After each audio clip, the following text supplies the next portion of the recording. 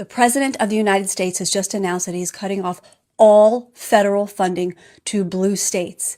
This would be the collapse of the United States of America if he is not prevented from doing this.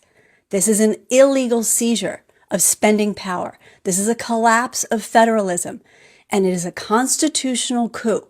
Infrastructure in states will come to a screeching halt, so construction workers will lose their jobs in mass. Road projects will end. Transit projects will end. Medicaid care will be shut off. Hospitals will close. Nurses and doctors won't get paid. And nursing care facilities will shutter. School lunches, food assistance, public workers, and state budgets will completely collapse. This will cause the loss of life and irreparable harm to children, to the elderly, to veterans, to working families all across this country. And we will officially be an authoritarian government. Our Constitution will be null and void. This is serious, and we should take it serious. Congress needs to act now. Democrats and Republicans.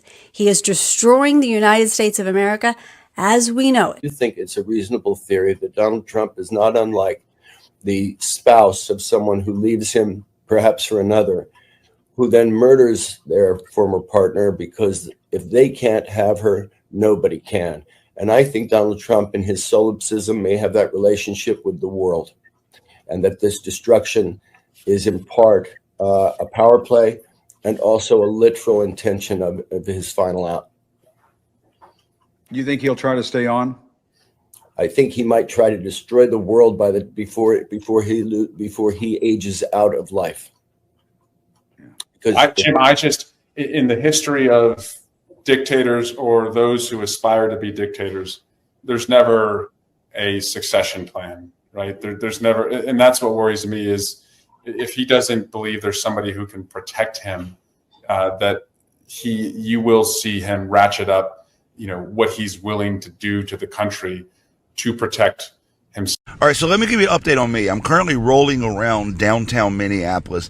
I ran into one of the local guys here. I'm not going to show his face because I don't want ICE to target him after we're done talking, but this guy was a taxi driver here in the city for 35 years and knows the city inside and out. He's been driving me around, showing me this, that, and the third. And I want to report to you what I've seen on the ground. Now, just so you know, we're out here looking for ICE. If we see ICE conducting any operations, we're going to document, we're going to alert the community, we're going to play our part as concerned citizens. But what I've seen so far just riding around is we went through the areas where ICE has predominantly been hitting, and to no surprise, it's areas that are heavily immigrant communities.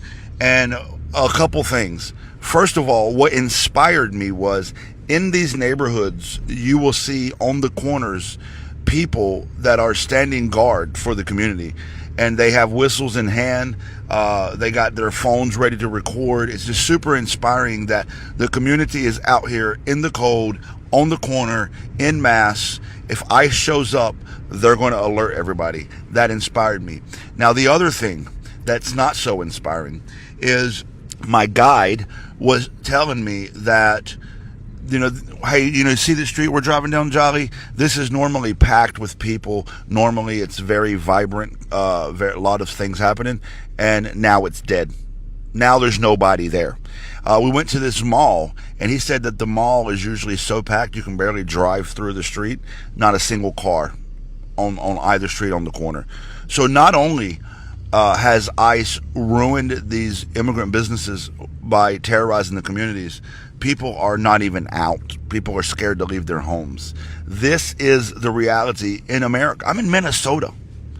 I'm not in some country that the United States told you are facing human rights violations and the government's attacking their people. I'm in Minnesota, and they're facing human rights violations and the government's attacking their people. I'll report back to you if we find these motherfuckers out. By now, I'm sure you've all seen the video of Donald Trump flipping off the United Auto Workers Union member at the Ford factory after Trump was called a pet protector. But we have an update. The man was identified as TJ Sabula, and he said as far as calling him out, definitely no regrets whatsoever. After that, Ford suspended him. So we're going to help him. There's now a GoFundMe where he's raised over $140,000 already. Please share. American people are reacting instinctively to what Trump is doing to us now. The American people are using their small d democratic muscle memory to respond reflexively to what is happening, to use our right of free speech, our right to freedom of assembly, to use it, to say no.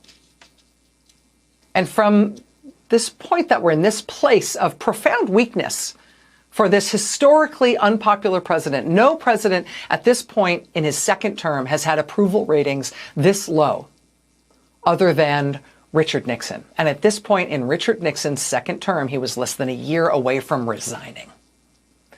From this point of profound weakness and unpopularity for this president, fueled by near universal moral revulsion at what he is doing to the American people, something that he apparently thinks he should respond to by becoming more extreme and more violent and more morally repulsive, thus radicalizing more and more American citizens against him every day. From this point of profound weakness and political malpractice, now he has decided to take a wild swing at the American economy and the U.S. dollar by threatening the chair of the Federal Reserve with criminal prosecution. Fed Chair Jerome Powell responded last night in an "I will not be intimidated" video statement. Multiple Republican senators have responded with their own moral and political revulsion, saying not only that they're against what Trump is doing and they're supporting Jerome Powell, but crucially, if this is how Trump is going to use the U.S. Justice Department, then maybe it's the U.S. Justice Department that needs to be investigated by Congress. It's Republican senators saying that. The Republican chairman of the House Financial Services Committee is condemning this Jeremiad against Jerome Powell as well. The rabidly right-wing Wall Street Journal editorial board is out tonight with an editorial calling this a, quote, self-defeating fiasco and a self-defeating scheme that should result in the, quote, firing of those responsible before they can be the cause of, quote, any more embarrassment. This is your warning. For what? Stop fucking following us. You are impeding operations. This is the United States federal I live government. over here. I got to get This to is my house. This is your warning. Got to get to All my right? house. Go home to your kids. Go to church. Go to home to your kids. This is your last warning. I serve the will Lord. arrest you. Go You to did not church. learn from what just happened? Go home to Learn your what? kids. This is what happens when power is unaccountable. This is the lesson that people in Europe learned in the 1930s. This is what happens when officers who have the authority to carry a gun and kill people for what is essentially a traffic stop believe that they're immune from any accountability. This is how totalitarian regimes create authoritarian police forces. This is how they try to terrify the citizenry so that they will not challenge being basically looted. This is how democracies collapse. Pick your authoritarian country. Turkey, Egypt, Singapore, Hong Kong, Russia, Hungary, back in our parents' and grandparents' generation, Germany, Italy, Spain. This is how it always starts. Well. Baby, you gotta be as dumb as they fucking come not to see the corruption at play in Minnesota today with that investigation. You know, the investigation that involves that domestic terrorist agent who took to the streets and unalived Renee Nicole Good. Yeah, he committed murder in cold blood. Then he hopped in his car, ran to his home, packed his shit, and got fucking gone. Like a criminal does. The current regime and Daddy Dumpy Pants want you to think that little crazy-eyed guy Cash Patel at the FBI, little no-net go-to-hell roach motel Cash Patel, has got it under control today. I don't think so, honey. I do not think the guy with the eyeballs that are bending it like it's fucking Beckham has it under control today. After all, he can't be bothered to ride in a booster seat in a Yukon. He needs to spend millions upon millions of taxpayer dollars so he can ride around in BMWs, hon. When he's not busy going to cage matches to watch grown men fondle each other's foreskin and having a little bit too much to drink, him and his girlfriend, and directing his FBI agents to be their designated drivers. We've watched the crazy-eyed guy drop the ball and the fucking eye with every single investigation that's been put on his plate as of late. He fucked up the investigation of his friend that he thinks he's going to meet in a future day in Valhalla, they say. He fucked up the investigation that had to do with the Boston shooting, too. The only thing that the crazy-eyed guy's good for these days is pushing propaganda in your face. Because after all, that's what makes him qualified to be part of the regime.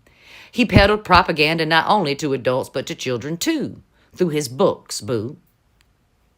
He's not an investigator, and he doesn't know what he's doing in any kind of way. Hell, the FBI agents themselves are sounding the alarm that they're running rudderless because of him. Yeah, there's corruption at play.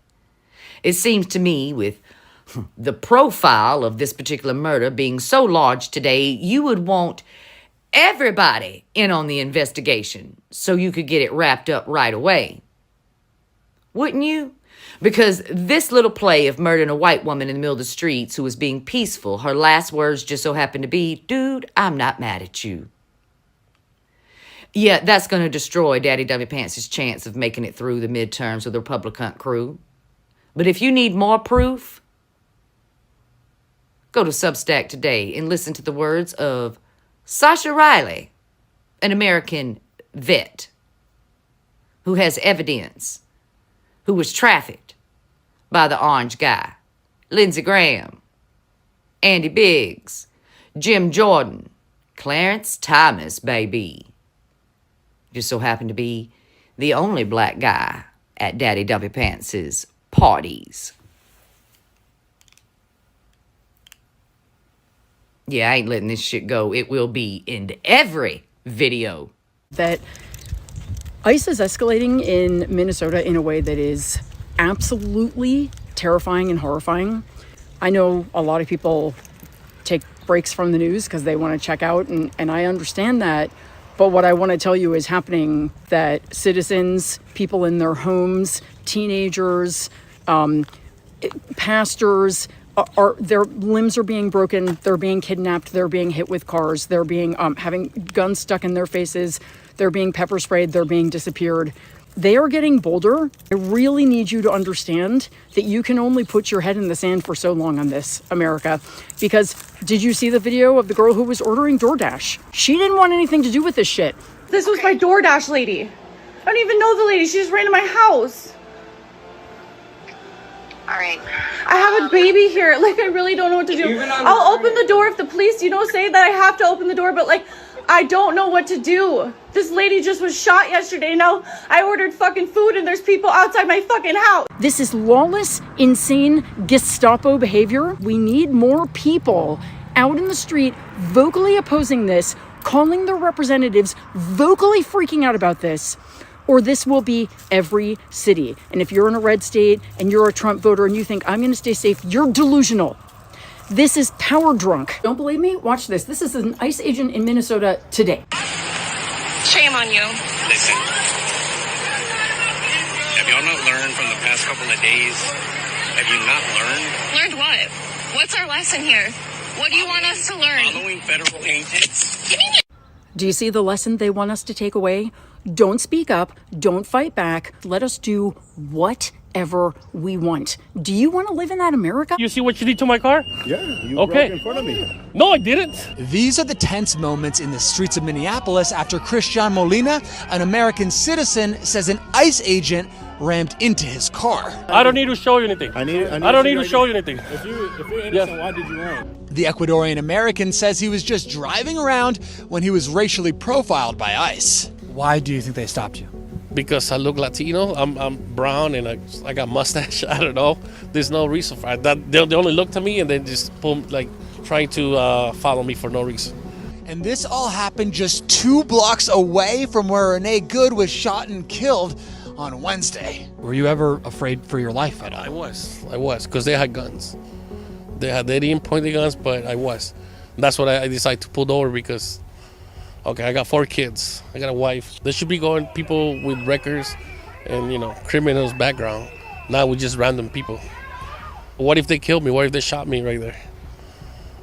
Who's going to help my wife raise my kids? What is she going to do with 4 kids? As this was all unfolding, concerned citizens swarmed the car. Federal agents deployed tear gas, pepper spray, and pepper balls. If you look right here, you can still see the remnants of the pepper spray, and that right there, that's a pepper ball left on the scene. And this traumatic experience shook Melina's wife. Whoever experiences will tell you it's the worst feeling. I had to use some snow and wash my face. I couldn't breathe. I was choking. I wanted to vomit. Yeah, it was horrible, horrible. As a mom of 4, I'm terrified. I'm terrified. Thankfully, we are citizens, and we, you know, like I said, my husband didn't do anything wrong. But I don't feel safe being here in Minnesota. I don't feel safe walking down the street. I don't want to leave my house. Can't get groceries. Peace. I've never felt so scared in my life. MS Now has reached out to DHS about this incident, but we've not yet heard back. Right now, as we speak, ICE are tackling, hog tying with zip ties and throwing people into the back of unmarked vehicles, pretending to arrest them. There's one problem with that. This is Old Texas Paul. Hope your coffee's as good as mine. Well, I hope it's better. The problem is they have no jurisdiction to do it. And they're going to cut these people loose. They are. Because if they hurt them or they actually file charges against them, these people will hire lawyers and they will sue the shit out of the government and make a fortune. So what's this all about? Well, it's about this guy. You see the guy standing there with the cell phone? You know, the ones whose ass cheeks are chewing his pants? That guy. Yeah. That's what this is all about. See, this isn't a real administration. It's a reality TV administration. And what he's doing is he is taking cell phone video that they're going to send back, they're going to dub music over it, and they're going to play it for MAGA, because that's what your MAGA relatives want. They want to see Americans getting the shit beat out of them. They do. They want to see liberals getting the shit beat out of them. And hell, if they can get a snuff film, so much the better for them. Because that's what MAGA are. Folks, that is really what this is all about.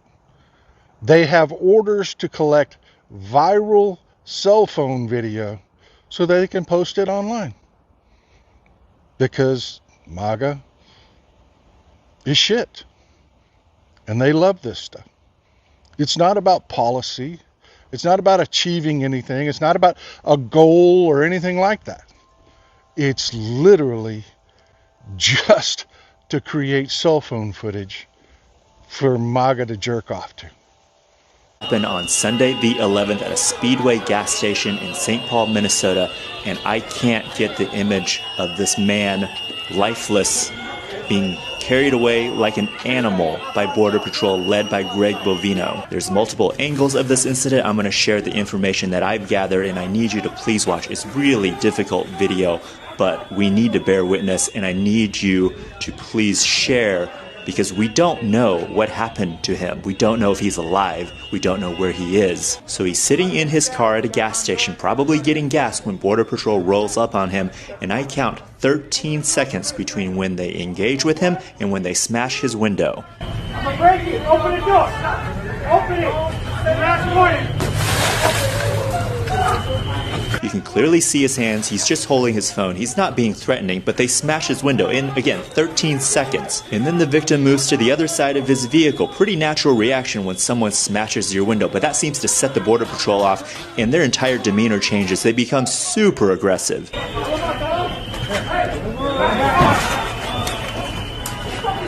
go one way or the other. Don't go both ways.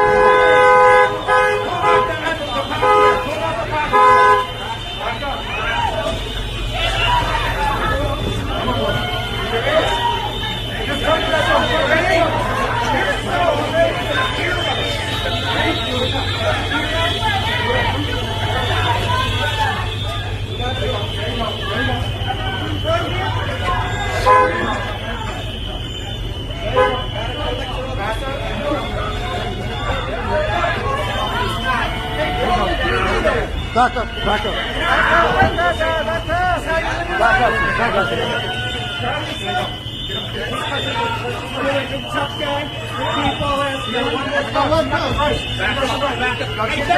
I told you once. Back up.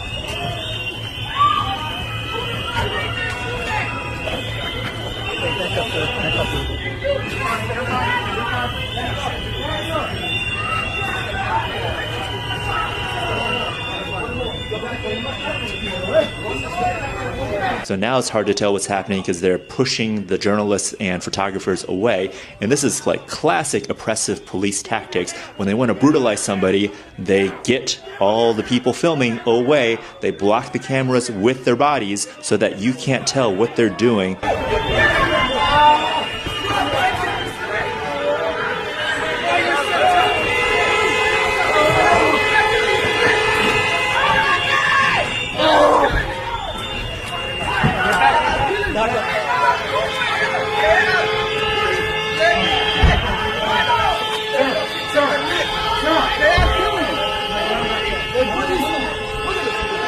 Now they have him face down on the ground. You can hear the man grunting in pain, struggling to breathe.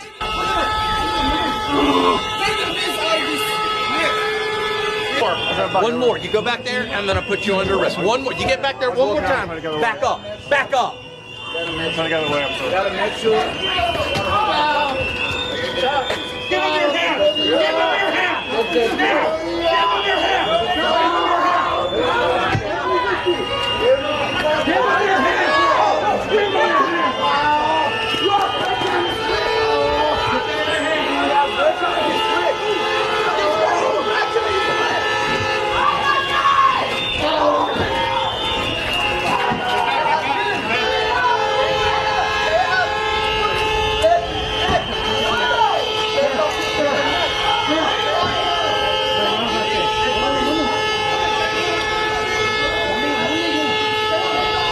So in this angle, you can see his breaths, and they're pretty shallow until there's one large exhale, and then he goes completely limp. Notice the reaction of the Border Patrol around him. At the same moment, they all go hands off. They know something happened.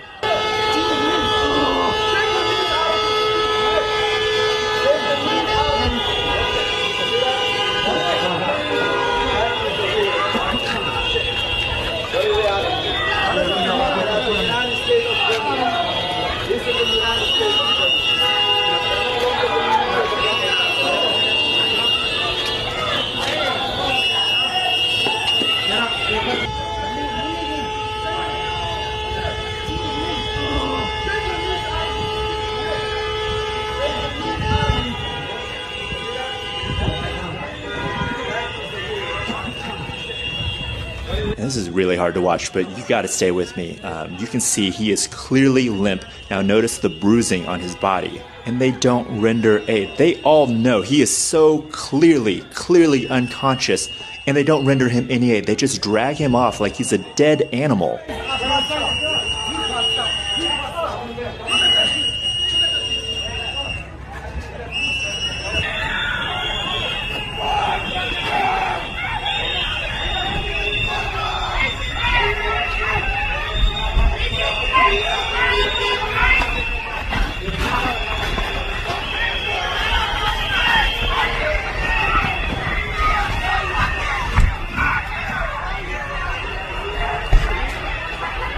And as they're stuffing him in the van, he is still showing zero signs of life. Like, this is, whatever happened to him is very serious. And the Border Patrol agents that did that to him, who have a legal duty to intervene in medical emergencies that they have caused, did nothing. So I have a question for real law enforcement. If you were arresting someone and handcuffed them, and in that process they lost consciousness, would you just ragdoll them around and throw them in the back of your cruiser? Or would you render medical aid, check their airway, stabilize their head, call paramedics to get them checked out? This is just so beyond the pale. These Border Patrol agents use such excessive force on this man who was just sitting in a car. He didn't have weapons. He had his phone in his hand. That was it.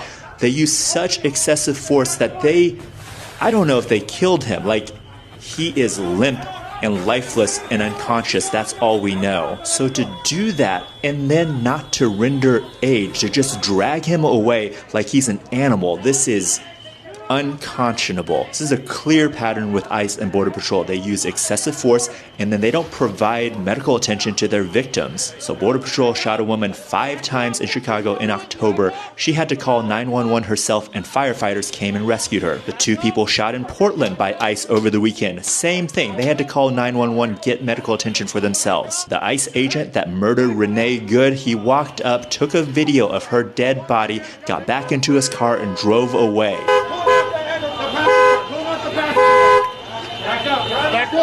There was a doctor on the scene when Renee was shot, and the ICE agents prevented him from rendering aid, and none of the agents rendered aid themselves, so they just let her die in her car after she was shot 3 times in the head. Back up! Now! I'm a physician! Hey, listen, we understand. We got EMS coming. I get it. Just give us a second. We have medics on scene. We have our own medics. Where are they? Where are they? How can I relax? You just killed my fucking neighbor. You caught butter in the fucking face. You killed my fucking neighbor. How do you show up to work every day? How the fuck do you do this every day? You're killing my neighbors. You're stealing my neighbors. What the fuck, man? So moments after this man was taken away, unconscious, lifeless, an activist at the scene who was filming was also taken by ICE. Get back! Get back! Yes, sir. Get back! Yes, sir. Get back! Don't touch me, though. Don't touch me. Don't touch me. Get back! Don't touch me. Hey! No! No! Stay back. Stay back.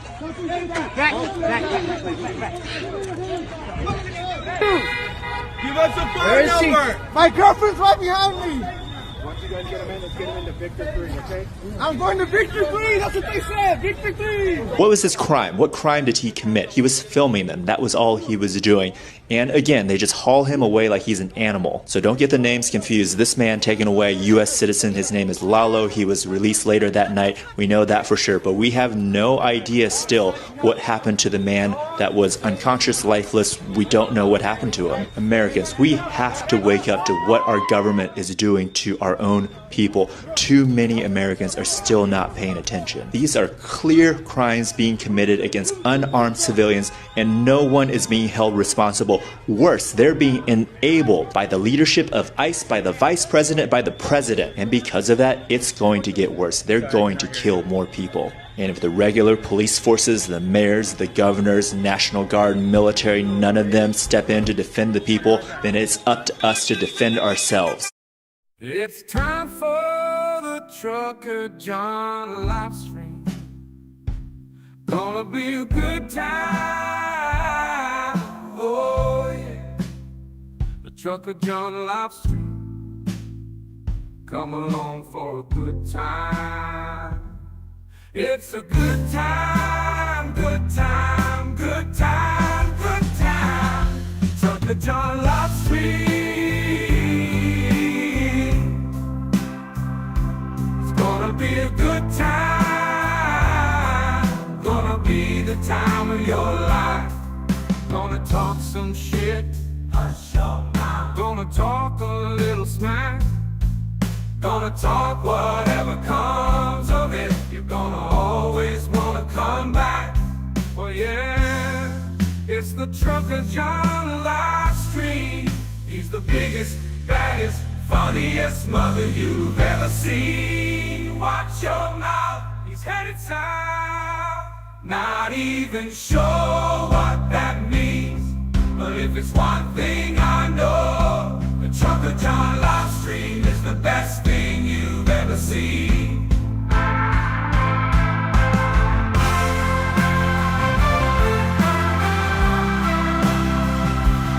And now, ladies and gentlemen, the moment you've been waiting for. Trucker John.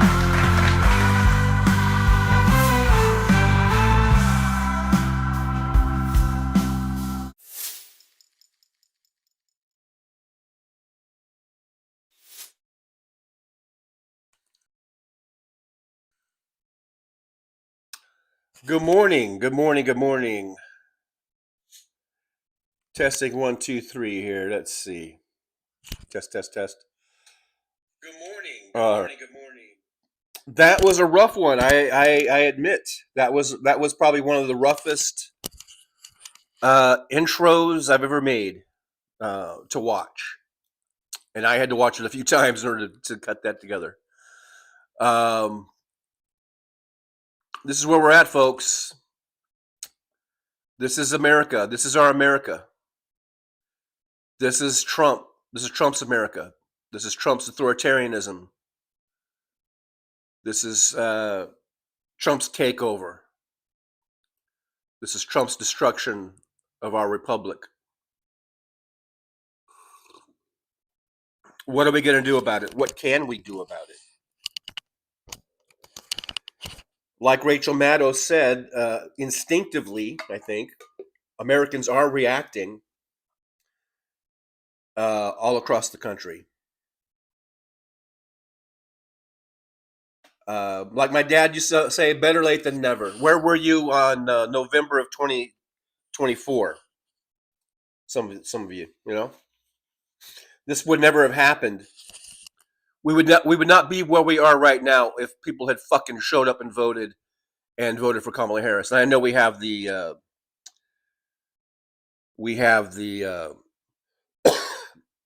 our suspicions about the legitimacy about all the voting that took place, but I still maintain that if everyone had showed up to vote in the same numbers they did in 2020, I think we would have overwhelmed whatever they did, and we wouldn't be where we are right now. We would not be in any of this. We would still be on an upward trajectory of improving our economy. We wouldn't even be thinking about any of this shit. But instead, what do we have? We have the self-proclaimed peace president who's always, begging for a Nobel Peace Prize, invading Venezuela, abducting the president of a sovereign nation, blowing up fishing boats, he alleges are drug smugglers with no proof, no evidence, not showing any their proof or evidence. And we have these Nazi Gestapo motherfuckers taking over our cities, just running roughshod over our civil rights with absolute fucking impunity. Now, when I was watching that last clip, it reminded me, I sometimes, how things happen and you forget about it or whatever. I was a truck driver for about 20 years. And a lot of times, I would go along Interstate 10, which is one of the southernmost interstates, especially along, from California to all the way to Florida, basically. But and when you go along Arizona and Texas, you're not too far from the Mexico border. And so they have a few of these little check stations that you have to drive through. And they're just checking to see, all they're checking to see is if you got any passengers. They're not checking your freight at these ones. There's other ones, there's other way stations that do that kind of shit. But these check stations, they're just checking to see, like, who's in your car or your vehicle. And, a lot of times they just wave you through. Sometimes they stop you and they just say, you got anybody in there with you? There were some times when I had my son with me and I would go, yeah, I just got my son. They're like, okay. And while you're doing that, they've got a dog walking around who's either been trained to sniff out other human beings, like see if you have any stowaways or something, or they could be sniffing for drugs, or they could be, or bombs. I mean, it depends on what that dog is trained for and what they're looking for, I guess. But I think it's usually at those check stations. It's probably trying to just see if there's other people. If you're bringing in, people from south of the border or whatever. And it's usually a pretty quick process. It's like I said, sometimes they just wave you through. Sometimes they'll stop you. They just say, "Hey, got anybody in there with you?" Nope. Okay, good. You're done. One time though, I was in my truck. I'm trying to remember. This might have been New Mexico. If I'm trying to remember, right? I-10. What's that? Las Cruces. I think that's Las Cruces, New Mexico. I think I was westbound on I-10, and they have a little. Even it says ICE. It's an ICE, but it's a check station, and the trucks go off to the side, and they had me stop. They had me pull over, and stop to the side, which was kind of unusual, because they usually when they go through, they have all these cameras. You can see they're taking pictures of you as you're driving in. A lot of times, like I said, they'll just wave you through, or if they stop you, then they'll just say anybody in the truck with you. For me, it was almost always no, except for the couple times I had my son with me. And they're like, "Okay, well, go on through." It's funny. I was tempted to say like I was tempted to use like a Spanish accent or something just to see what they would do, because I think what they do is they try to engage you in some sort of a little bit of conversation just to hear you talk, and they probably think, oh, he's a gringo or whatever. I was tempted to go like no senor or something like that, but I never had the balls, I guess, to do that. But anyhow, they had me kind of park off to the side one time, and all of a sudden, this fucking I think they were Border Patrol. I don't know if they were, at that time. I just thought they were Border Patrol. But they're wearing like these kind of military outfits, very, very military, green outfits, very military looking outfits that they wear.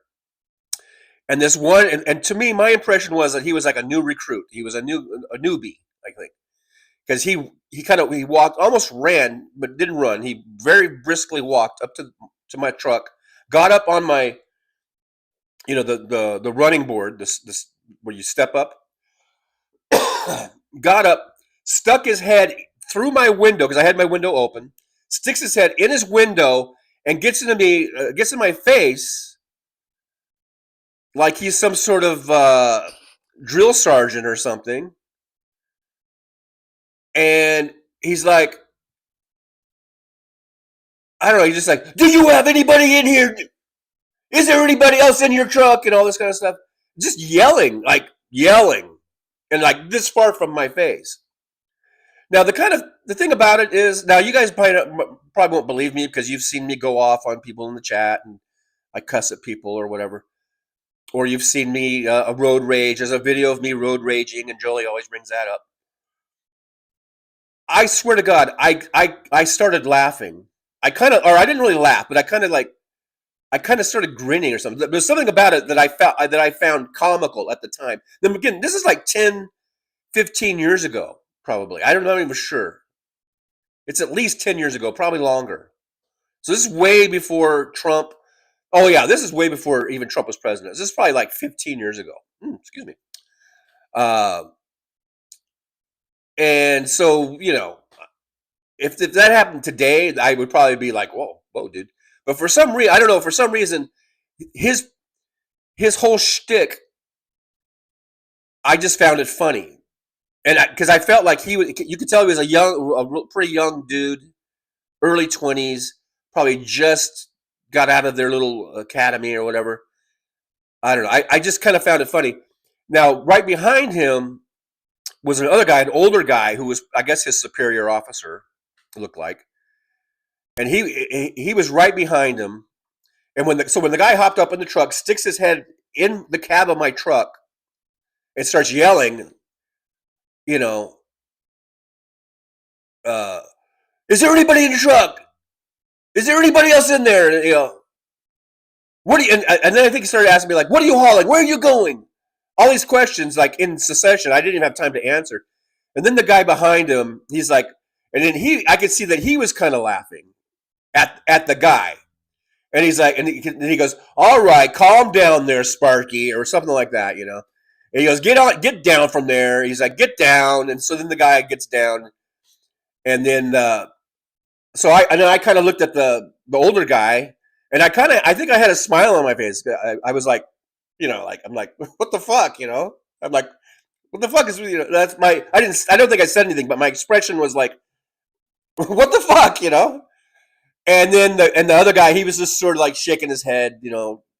He's like, come on, let's go back. And he goes, yeah, go. He goes, go on, trucker, or go on, driver, you know, because everyone says driver, they don't really say trucker.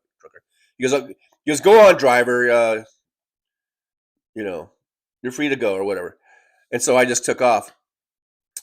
But it made me think like all this time I've just thought that was just an overzealous rookie who maybe was trying to impress his boss, his superior officer or whatever, and show him, hey, I'm gonna show him how it's done or whatever, or I'm gonna show him I've got what it takes, something like that. I don't know, but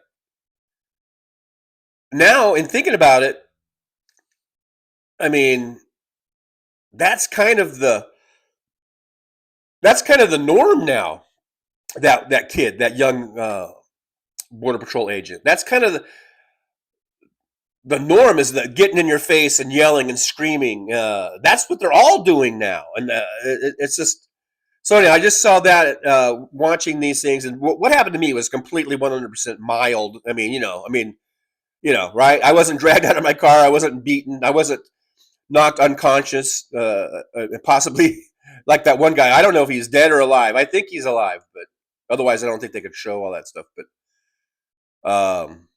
it just, watching that, it sort of brought that back, that memory back.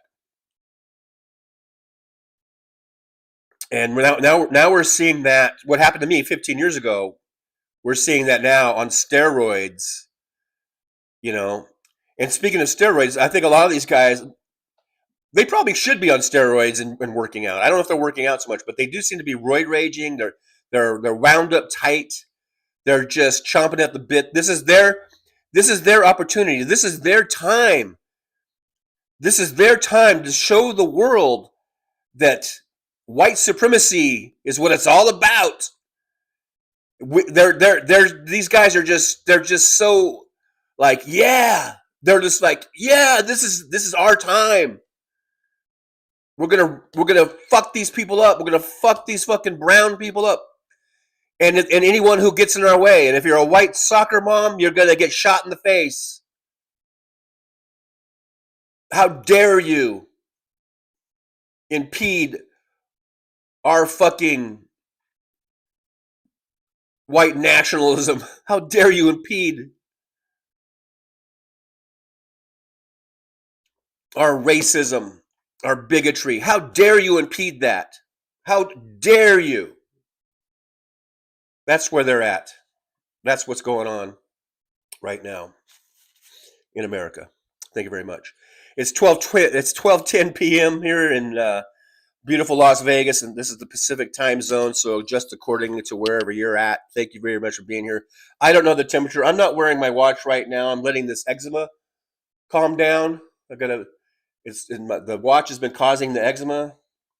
I'm self-diagnosing, but I know I have been diagnosed from childhood as having eczema, so I haven't really seen a doctor about it. So I'm not wearing the watch for a while because it's weird. Eczema is weird. So anyhow, I don't know the temperature.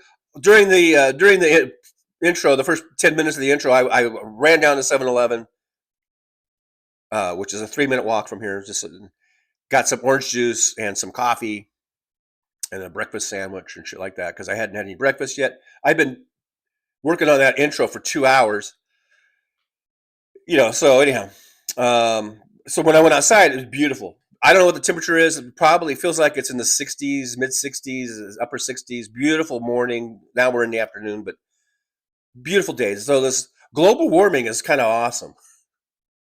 We're running at a good 10, 12 degrees above average temperatures for this time of year. But I don't know. Maybe I should rethink my thinking on global warming, because it's beautiful. It's gorgeous out there today. Now, I won't be saying that when it's July in August and we're sitting at 120-degree days and shit, and it's 100 degrees all night long. I'll be changing my little tune. All right, guys. I don't know. I got a little phlegm or something going. Thanks for being here. I'm going to the chat. I see Sandy Foltz was first today, and like most days. Paul Burrows is here. Paul Burrows says, "What the fuck? Why did my comment get taken down? Where is my freedom of speech?" Well, for one thing, I didn't take it down. No one from my team. I'm going to call my team. Took it down. Sometimes, I don't know. That's a YouTube thing. I don't know what you said. Sometimes if you post really early, the early ones get taken down. So I don't know, Paul. I don't know. But just remember, your freedom of speech has nothing to do with a private business, which is what YouTube and Google are. Freedom of speech is supposed to protect you from getting punished by the government for something you said. Supposedly. I didn't get any memes. I was doing that thing. I didn't get any new memes for today. But I do want to put something in that deal. Got to put something there.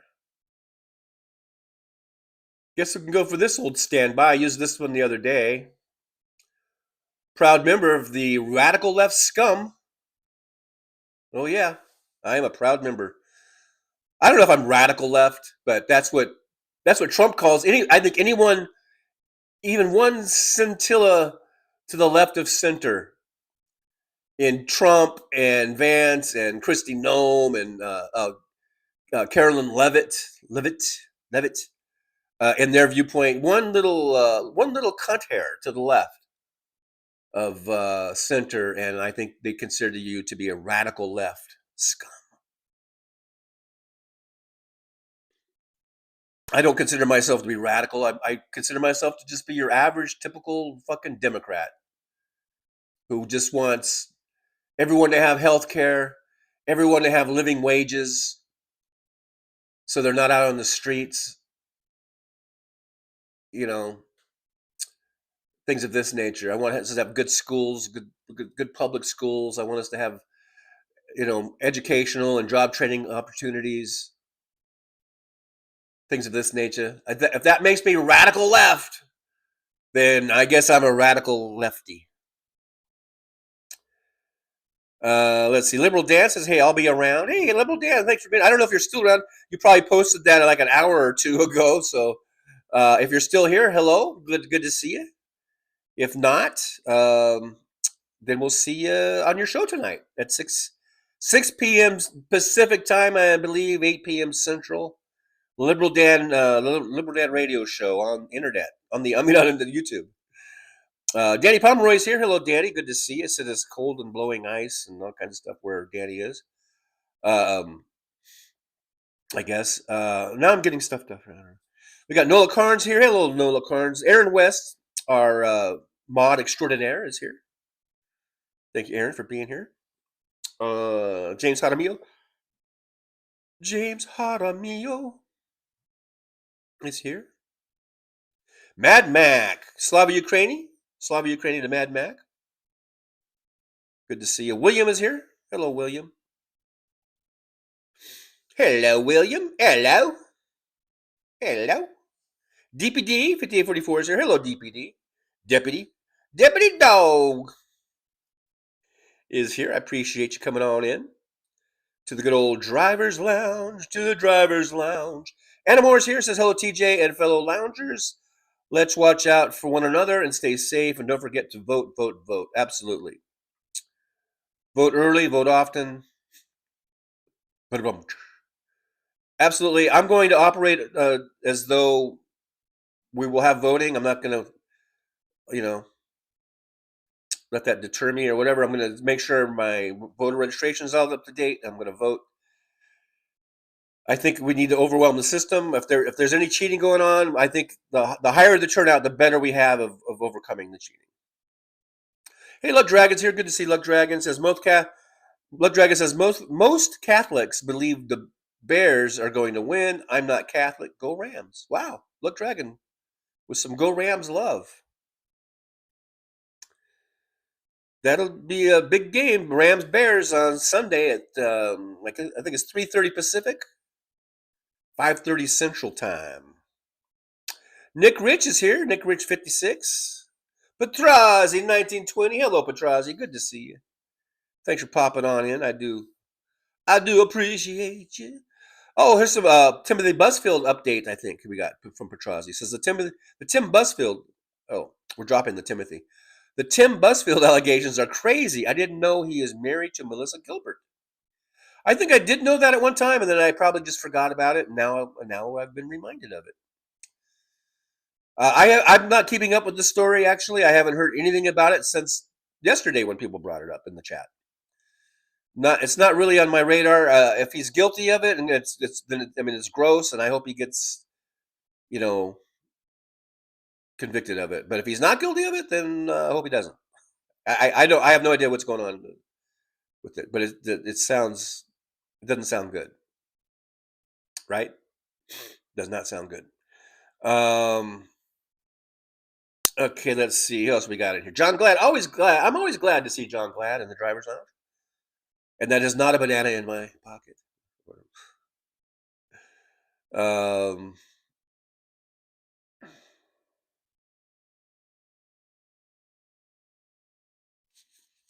Josh Sees. It's always good to see Josh Sees in the old driver's lounge. We got Josh Sees, John Glad.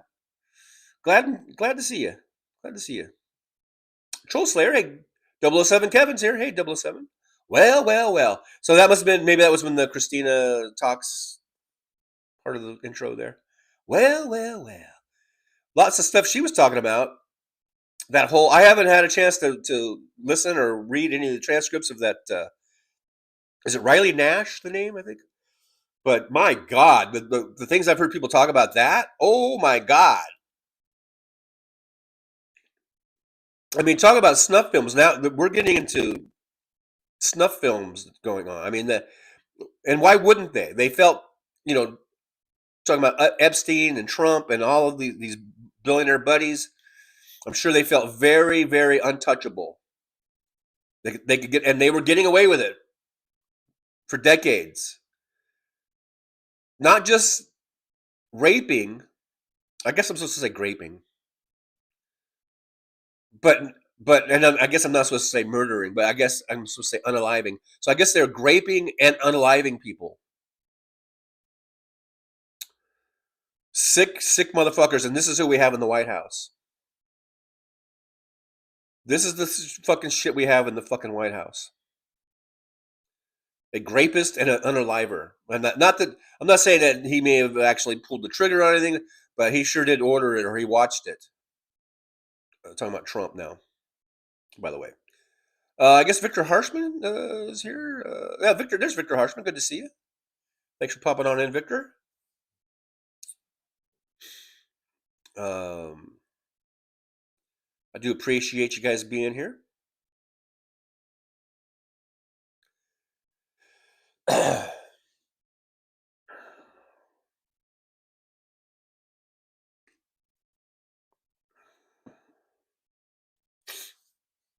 Oh, here's Victor Harshman talking about Sasha Riley. What did I say? I said Riley Nash. I don't know where I came up with that name, but it's kind of a cool name. Riley Nash. Anyhow, Sasha Nash. I mean, why am I stuck on the name Nash for all of a sudden? Okay, Sasha Riley from 2022. This is a text that was from 2022. He show a pic of his adopted parents and his birth certificate. Oh, well, okay. I thought there was going to be more to that text, to that post there.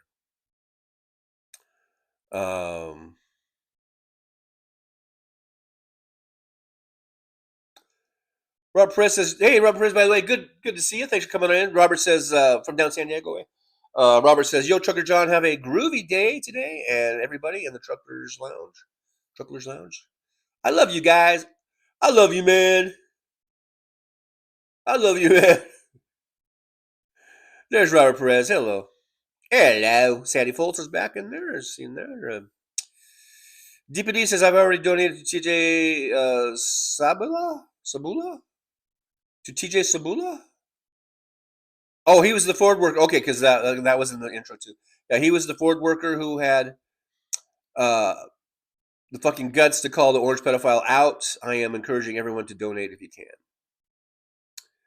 Damn, I wish I could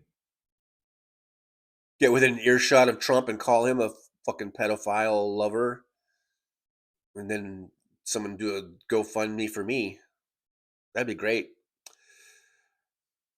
Damn it. Somebody's in the wrong place at the wrong time.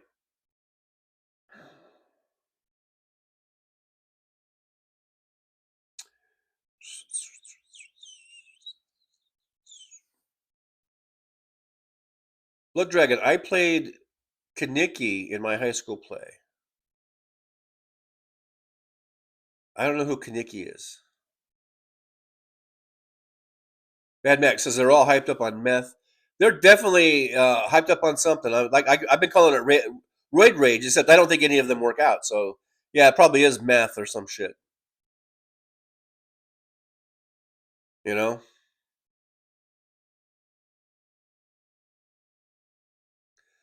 Blood Dragon says, "Here's the good news about this video. This guy's about to get paid." I guess that's the one where they dragged him out and we didn't know if he was dead or alive. Well, I hope he's alive. Because dead men can't spend money. So, yeah, I hope the guy survived that, and I hope he does sue the fuck out of him. Sue the shit out of him, like Texas Paul said.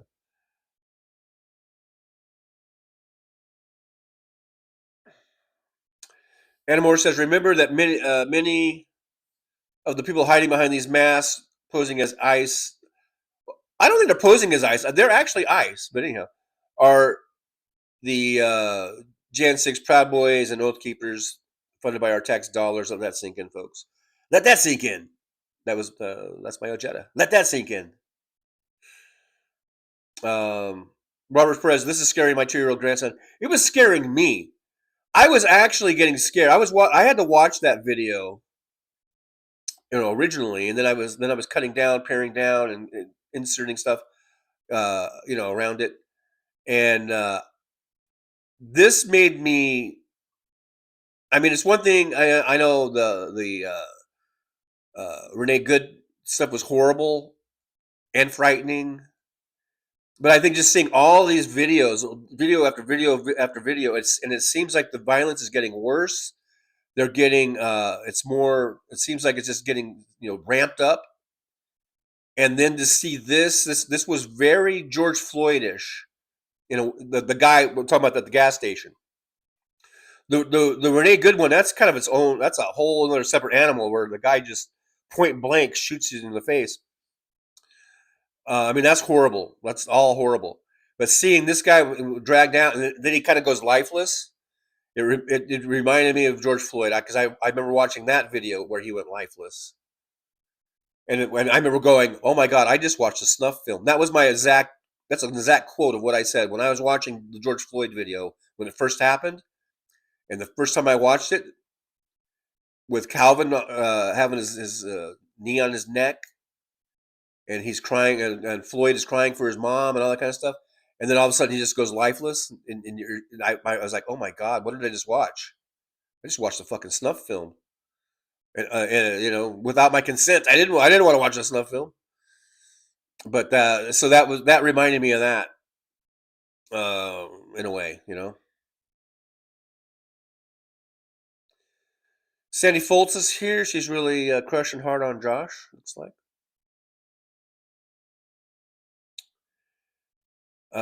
Nick Rich, is he alive? Well, I don't know.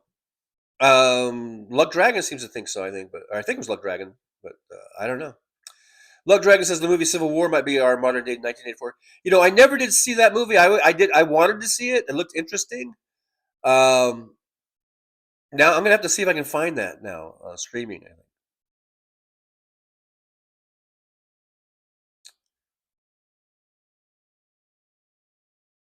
I'm sorry, Robert, that your grandson seeing that and getting scared by that. But I feel that we adults, I don't recommend it for children, maybe young children like that, but we can't ignore this stuff. We have to expose it. I think. I don't know. I guess there could be two arguments about either showing it or not showing it, but like some people will say that this is they want you to show it because they're they get off on people being upset by it. So I don't know, but we got to do something. We got to do something. Like I think it was Mad Max says, this shit's got to stop. Yeah, this shit's got to stop.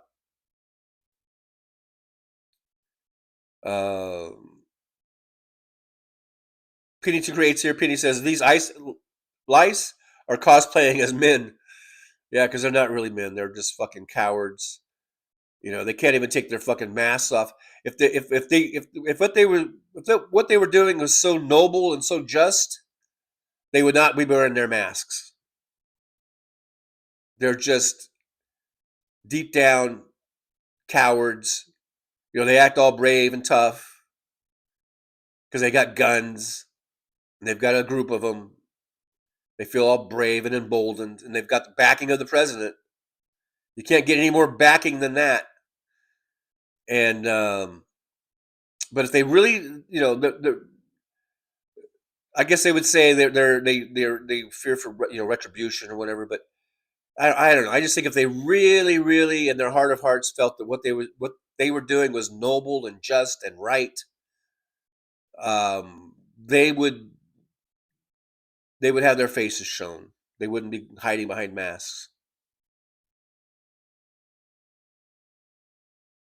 Look, Dragon quoting some Rage Against the Machines. Some of those who enforce this are the same who burn crosses.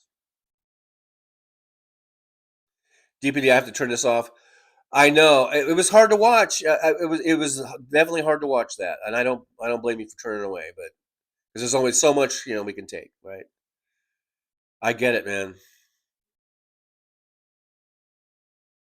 Yeah, Victor Harshman says a World War II Japanese internment camp in El Paso, Texas, is now housing ICE detainees. Lawyers are sounding the alarm that U.S. citizens are being housed there. Yeah, I've seen that. I've seen pictures of that and stuff, and it's awful. It's awful what's going on, but we have to expose it, and we have to resist,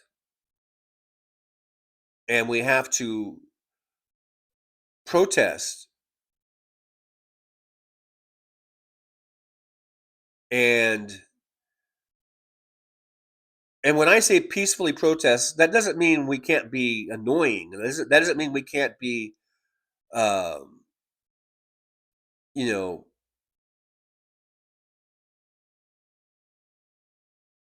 of like an obstacle in a way. I guess they'll claim that they're that 18 USC 111.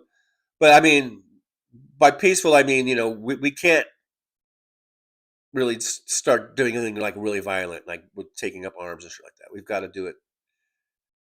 We have to have civil disobedience.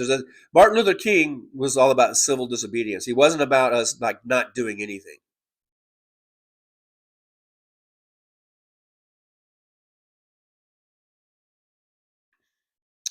Man, Mac, I'm so fucking wound up from that video where they killed the poor kid in that green Jeep at the petrol station. In the green Jeep? I don't think I saw that one.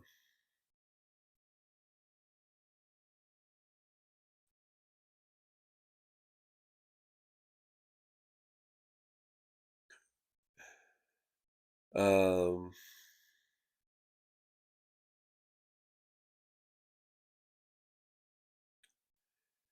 Luck Dragon says Hayward. It's basically Oakland for all people who know how to use a Mac. Yeah, I know where Hayward is. I know exactly where Hayward is. Yeah, John Glad says I had to go and come back. I was furious. Yeah, these should infuriate us. This should, this is a call. This is a call to action.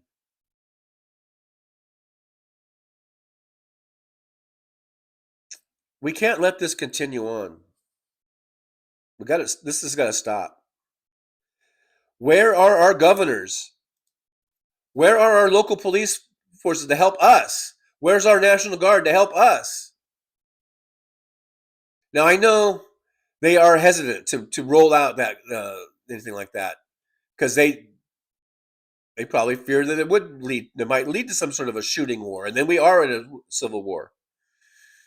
But I don't know. We got to do something. We can't just let people just continually who are just minding their own business, getting gas, or taking their kids to school. We can't have this just. This is basic lawlessness. There's no due process. We can't operate like this and be a functioning democratic republic.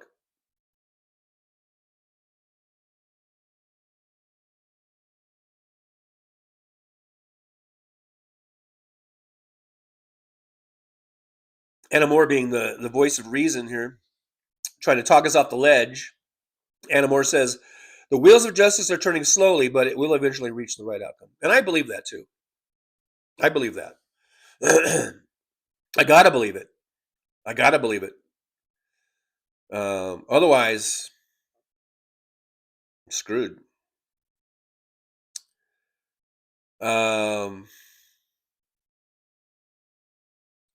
Mad Matt, good cop, bad cop routine. I don't think it was a routine. Maybe in my telling of the story, it sounded that way. But I mean, no, it was all very organic. You know what I mean? I don't think that was a routine.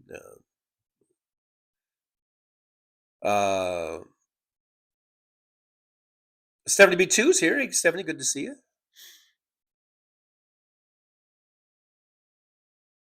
Josh sees a lack of professionalism.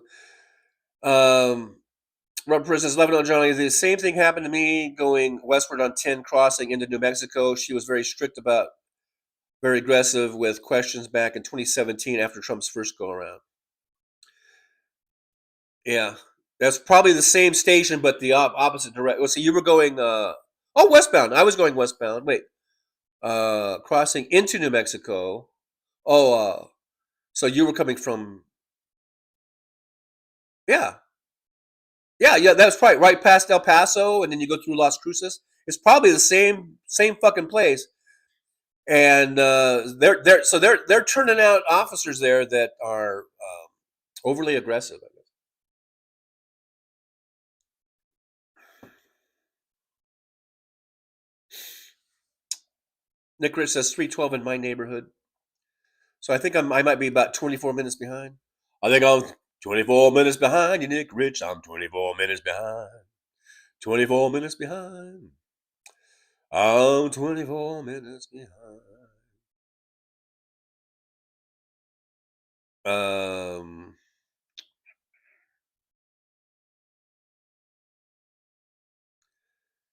Victor Harshman says the DHS pushes video of Stephen Miller telling ICE agents they have immunity.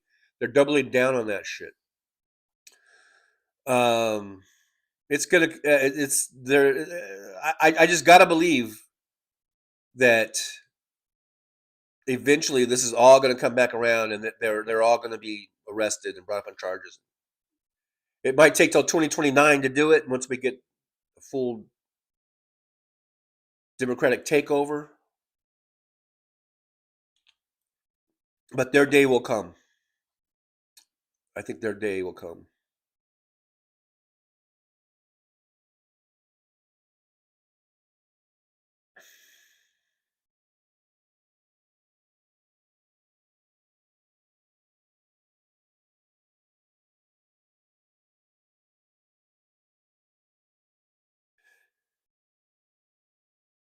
Victor Harshman says, my wife says, go Bears. Go Bears. Nick Witch, 20 past the hour. I'm 17 minutes behind. I'm 17 minutes behind. Big Hook says, great intro, TJ. Your country is under. We are absolutely under siege. In fact, that's what I was thinking about titling that intro because I always post the intro just separately afterwards after the show, and then I try to think of a title, and I was gonna title it I think America under siege. Anyhow, Big Hook says, great intro, TJ. Your country is under siege. The Civil War inducing conduct by ICE in Minnesota. If they killed that man, an even bigger cover-up is underway. Brooklyn's here. Brooklyn, let's say how you doing, Brooklyn? How you doing? Good to see Brooklyn. Thanks for coming in. All thank you for coming on in. Coming on in. Thanks, Big Hook, for being here, by the way. I don't know if we still have Liberal Dan. Liberal Dan was here, Big Hook. I'm not sure if Dan is still here or not. Anna Moore says Epstein files equals snuff films, cannibalism, and murder. Besides, I guess I'm supposed to say grape, human trafficking. Apparently, it's the whole. Just about anything evil you can think of is probably associated with the whole Epstein Trump cabal. Aaron West, need good vibes. Had a job interview this afternoon, and I have lots of applications out. Yes, Aaron West, sending my Trucker John powers of good thoughts, positive thoughts. You will get that job. You will get a good job, a good paying good job for you. I can see it happening. Aaron West, Kaneki from Greece. How did that even come in? Why did was it Lug Dragon? Where was that? Just out of left field. Anyhow, unless I must have missed. Maybe it was a mid-thread thing and I missed something. I don't know why are people talking about Greece. Anyhow, Josh says I bet they injected that guy with something, or like to knock him out. I don't know. Who knows?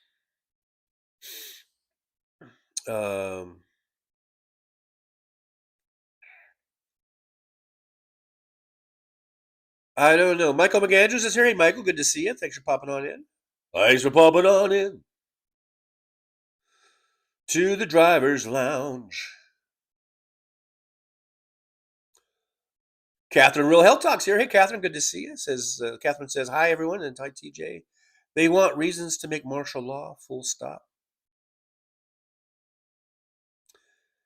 Yeah, I think Trump would love nothing more. Because he's been saying that the whole time. I mean, even with his, just lying, like, even just, from when he first became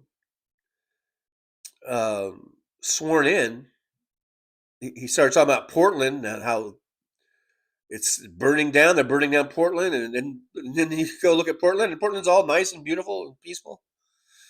I mean, just lie. But he wants to create this image because a lot of the maggots, they don't pay attention. They just listen to Trump.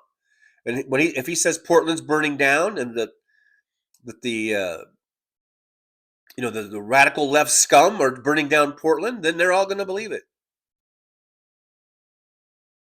They're not going to do Google Earth of Portland and see how beautiful it looks.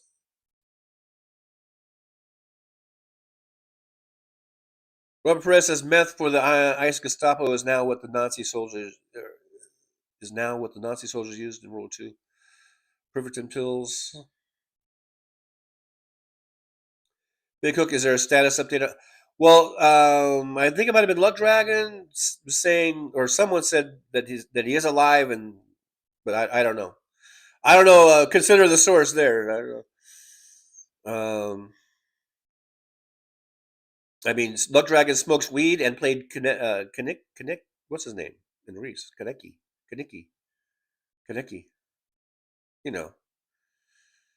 The one that the guy from the taxi show played, apparently. Elizabeth Martinez is here. Hola. Elizabeth Martinez says, I have called Ford and left a recording call to CEOs, two-finger salute to Trump and reinstate JT Sabula, a true American, said what we all want to say.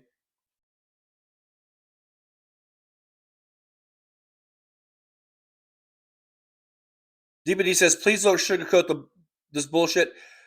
He said the motherfuckers murdered him in front of our eyes. We don't know that, DPD. Have you verified? Unless you're talking about George Floyd, but the video that we just saw today of the guy at the gas station, I don't know if he was murdered. I'm not sugarcoating anything, DPD.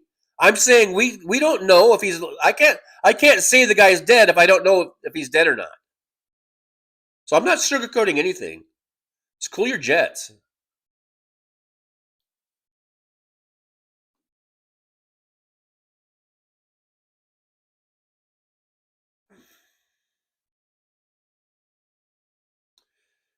Dean Baker's here says, if we can turn the tables on ICE and make them afraid of us, then maybe they will quit. Then after thinning their ranks, Dinky will have a hard time reconstituting his Gestapo. I was watching a little thing last night when I got in. I turned on YouTube. You guys ever watch Vouch? I think it's VAUSCH or something like that. Anyhow, he was playing some videos about ICE and putting up some memos. Like I guess someone from ICE leaked these memos that were sent out, and it sounded like I think since the Renee Good thing happened and everything, and they see how people are rising up against ICE. I think a lot of, according to what I remember on Vouch, this is like 3 a.m, and I was just coming in and I was half asleep. But I think a lot of them have been quitting, and they're having a really hard time getting new recruits, according to what I heard on Vouch last night. And he was posting supposed memos from ICE that were leaked. That they're just asking for volunteers and shit, or something. So I don't know. It didn't sound too good for ICE as far as the recruitment and retaining. So I don't know. We'll see. We'll have to dig more into that.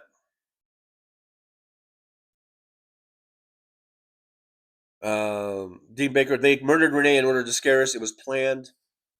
Well, I don't know how planned it was. I mean, I don't think it was planned in the sense like, they were going to, that they singled out Renee Good and they were going to murder her on that day at that time. I think they saw an opportunity and they seized upon it. From their point of view, that was an opportunity, and this guy seized upon it.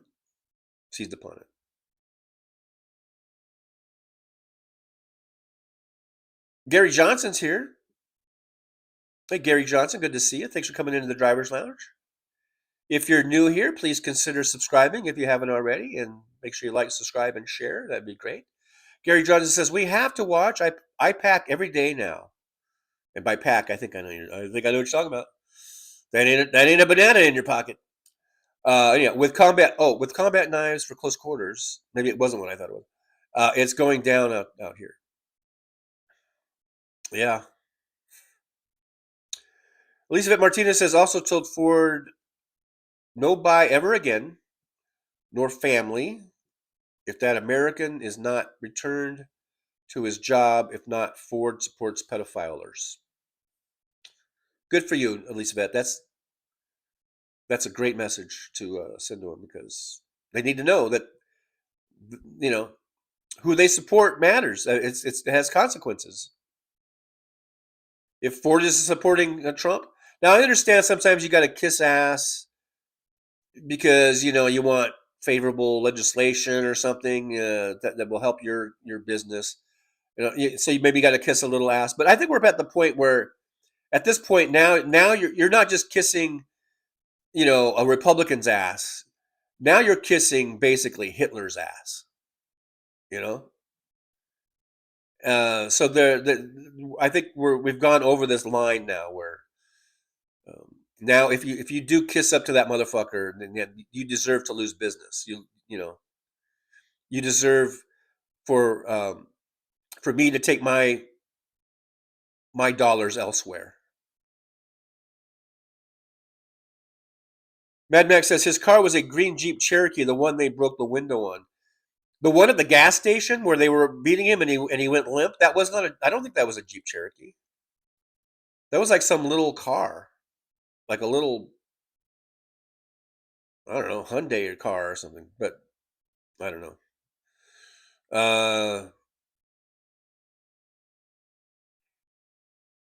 Duck Dragon says everybody needs to buy a giraffe costume for the next big protest for the business protest, so we can confuse the hell out of these morons.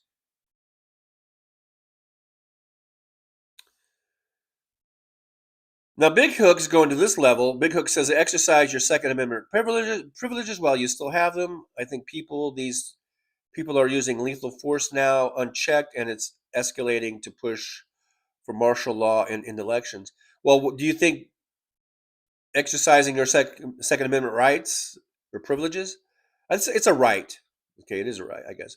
But is it going to escalate? Is it going to help escalate things even more? Once it comes to that level, if this becomes like a shooting war, then we're done. I mean, we are in a full-blown, it's full-on 1865 fucking Civil War at that point.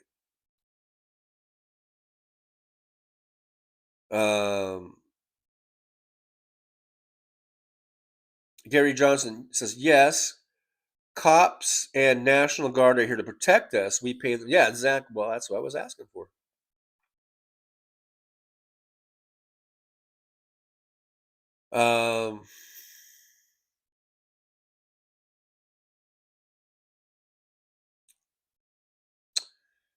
DPD, they will enrage enough of all Americans that a violent revolution must ensue. I don't think I don't think so. I think if they enrage enough Americans, I don't think it has to be violent, really. That's my whole point about the general strike, doing a general strike. What if we had 100 million people engage in a general strike? That would shut down the country without even firing a shot. You don't have to get violent to not go to work or to not go to the store or not buy gas. You don't have to. That's the whole beautiful thing about a general strike, is it's not violent, and it carries a lot of weight. I don't think you have to get violent. Absolutely not.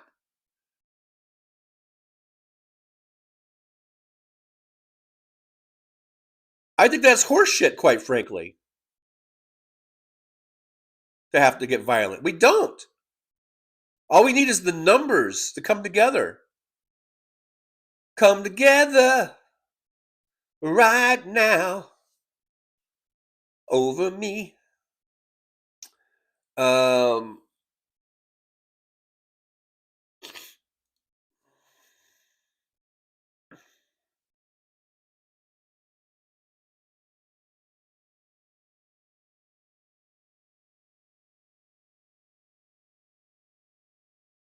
Mad Max says, I don't understand why the local police stand there and watch in so many cases. They are seeing crimes being committed against people and they do nothing. Yeah, in too many cases, the police aren't doing anything. I have seen, I posted on this intro, well, not this intro, but on this show a few days ago in intro where there were cops that were actually intervening and kicking ICE out.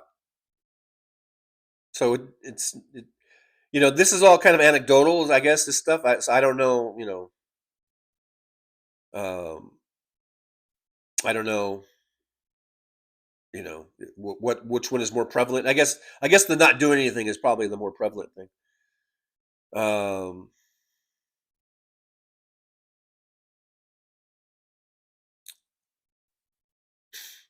Gary Johnson, they do not have immunity. I know, but they're being told that they do. That's the thing. They're being told from the top So of course they're going to feel very emboldened, because when, especially, I don't know if Trump actually said it, but I know Vance. I think Vance has said it, and Stephen Miller has said it. I think the White House spokesperson, Carolyn Levitt, I think has said it. I think Kristi Noem has said it. That they either have immunity or they have, I think they said absolute immunity and all this kind of shit. So yeah, I agree that they don't really, but they're being told that they do. And if they feel that's enough for them, then, then God help us all.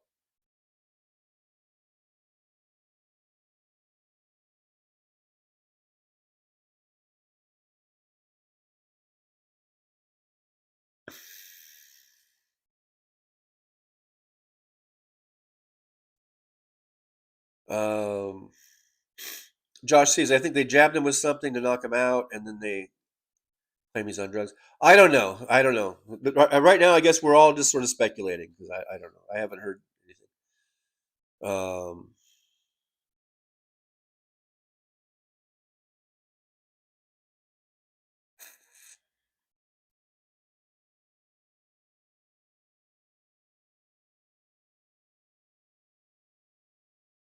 Dean Baker says a couple days ago, some group put a giant blow up snowman like Trump thing. They took it down the next day. I don't know who did that in my small city.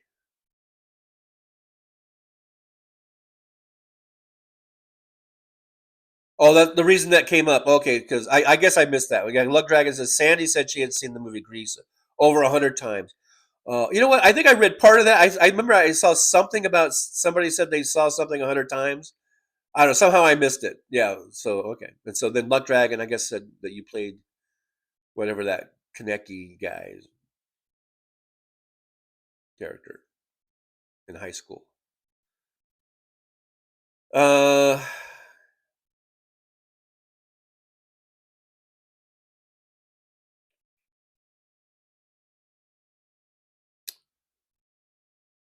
Anamore, thanks Anamore for this update.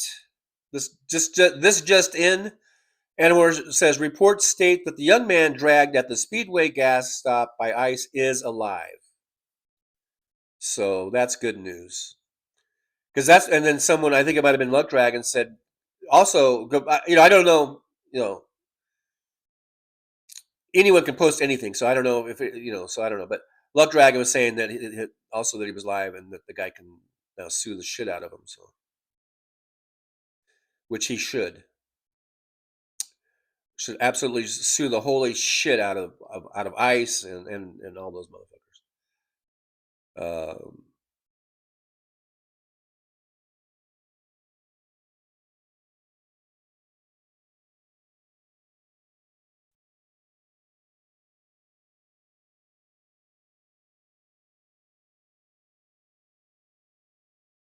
DPD and TJ, it's impossible for me to cool my jets or engines watching something that's shocking and disturbing. That's fine.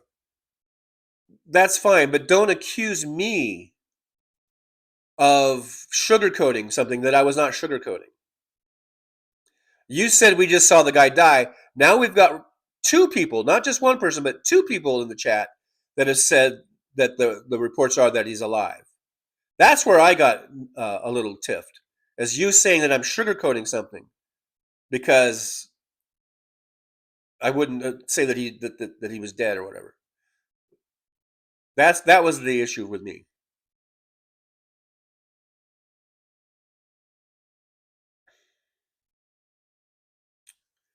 Josh C says it was a Jeep. That little car at the gas, that was a Jeep? All right, guys. You guys, I guess, good eye, man, good eye, Mad Mac. Or I just thought that, to me, I don't know. I guess I wasn't paying attention to the make and model. It just looked like some little like Subaru or something, like the small Subaru. Mad Mac, I distinctly saw Jeep on his back lift door. All right. I don't even remember seeing the back lift door, to tell the truth. I was just watching them on top of them, and his breaths, and how his breath was shallow and then it stopped, and all that kind of shit. Love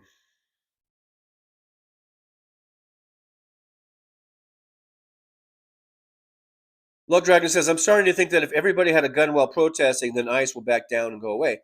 Well, that may be, but then all it takes is one Yahoo on either side to shoot a gun. Like maybe everyone thought, okay, let's say the intent was, okay, I'm going to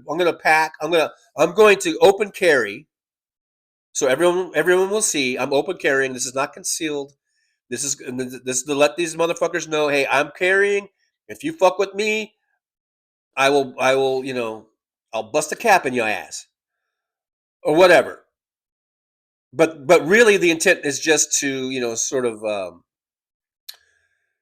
scare them or whatever. But then all it takes is one Yahoo, fire off a round, and then you've got a fucking everyone shooting every which way, every which direction. Who knows how many innocent bystanders get shot? So I don't recommend it. That's why I don't recommend it. But you might be right.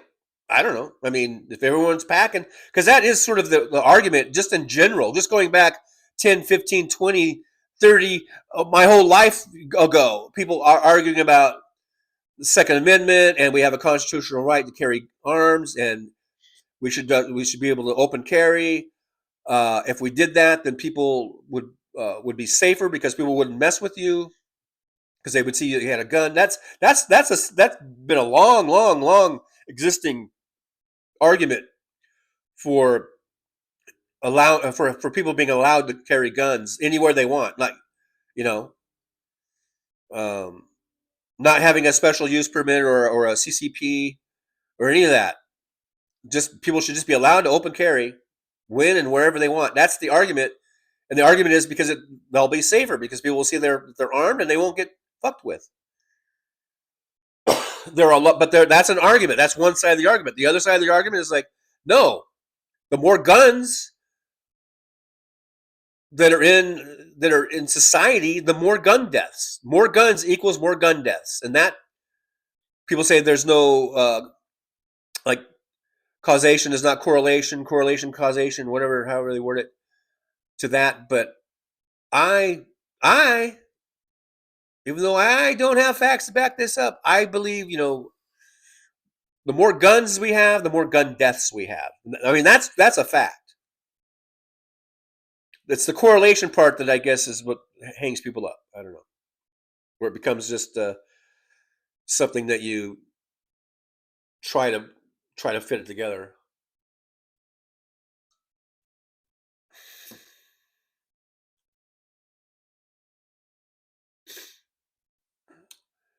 DPD says, remember, it's a right for some to carry a weapon, but for others, they consider it a privilege, particularly when you are a person of color. Yeah, we've heard the story many times about how California had all these open carry or where people could carry arms, and then the Black Panthers started doing it, and then Reagan all of a sudden made it a law against it or whatever. So, yeah.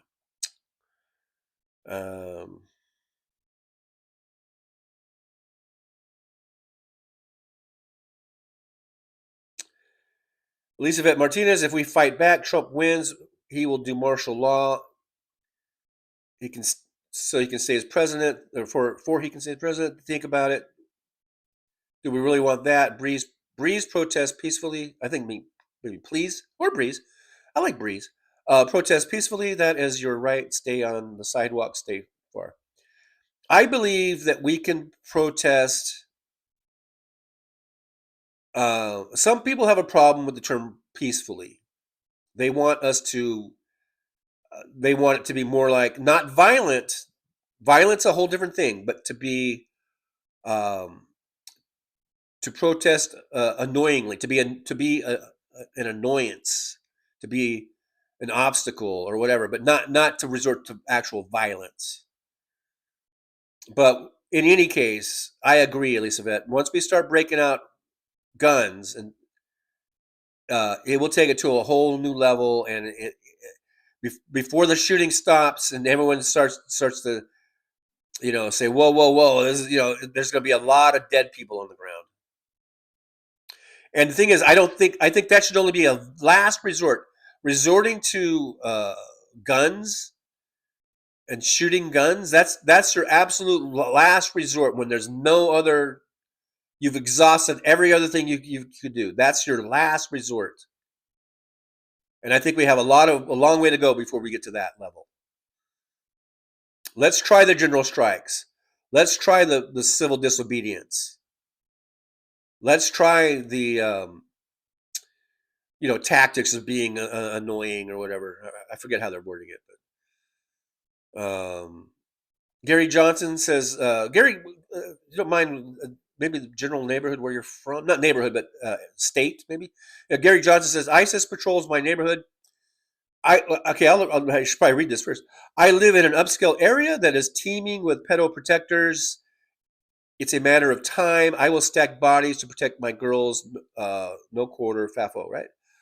I understand, man. I know you got kids, you got daughters, you want to protect them. I understand that. That's your job to protect your kids. I get that. And if it comes down to that, resorting to violence and resorting to arms of some sort, I totally get that. But I just think, in general, as we're protesting this, we can do it without resorting to taking up arms. I think we will achieve much more once it becomes a shooting war. I'm not talking about an individual thing where you're protecting your daughters from someone breaking your door down or whatever.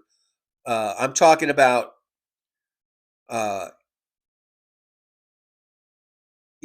our government collapses and is being taken over by fascists and Nazi pigs, once it gets to that level where everyone's shooting each other, then it's just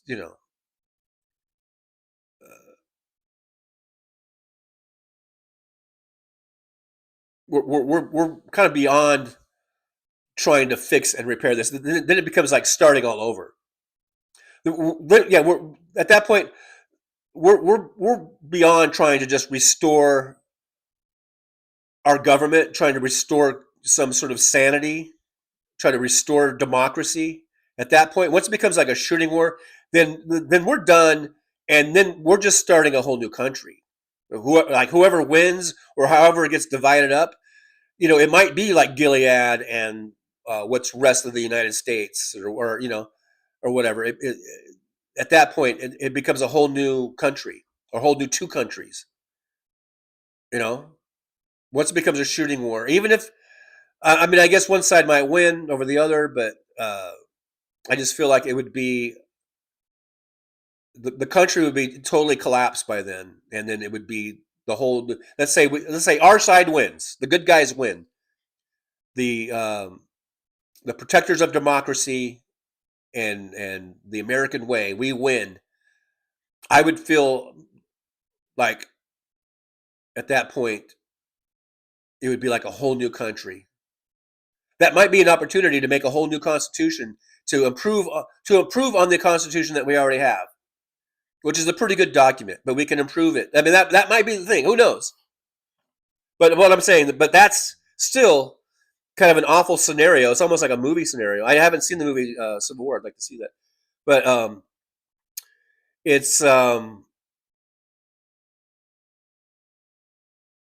that is like a last resort thing. I think we can do things like peacefully protesting, non-violently protesting, and we can do things like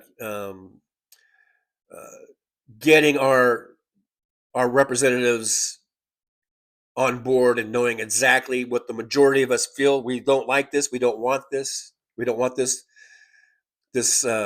fascism. We don't want to be ruled by a dictator. I don't know. I thought I heard that Minnesota was going to do a general strike. So didn't someone in the chat say that? And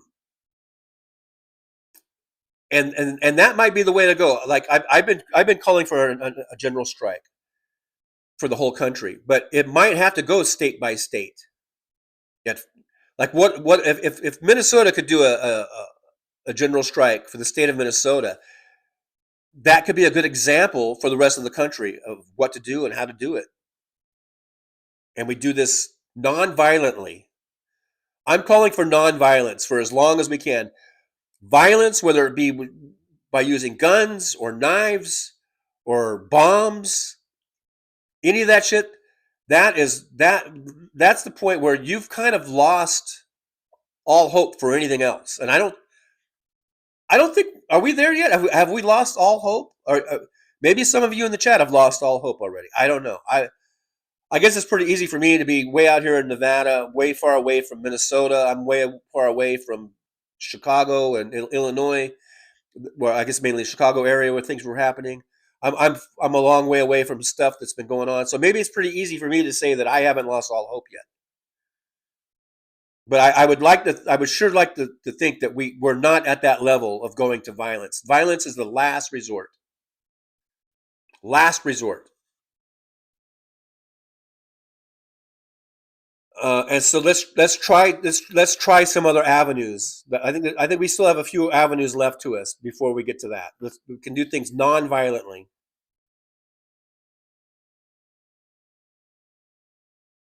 DPD says, keep in mind, some of the cops are enjoying the violent scenes. They get to enjoy the brutality, get paid without even working up a sweat. And that's true. There's a lot of, it's not like the cops are all, all of a sudden, just because we see ICE and we see how horrible they are, that doesn't mean all of a sudden that all of the cops became little innocent angels. We all know there's a lot of Derek Chauvins all across the country. Thousands and thousands of Derek Chauvins all over the country. So, yeah, absolutely. But there are still good cops, and I've seen the good cops too. But am I buffering? Blood Dragon seems something about buffering, but hopefully it's not all of you.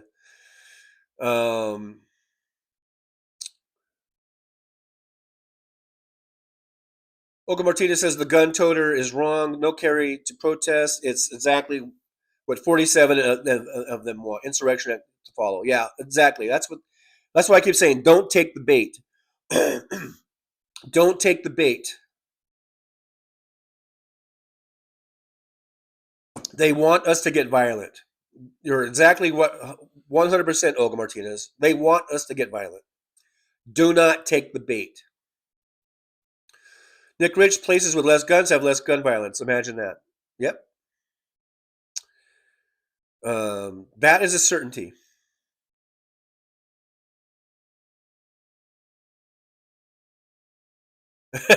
DPD, perhaps I misspoke in using the term sugarcoat. Now let's call it even and shake on it. Okay.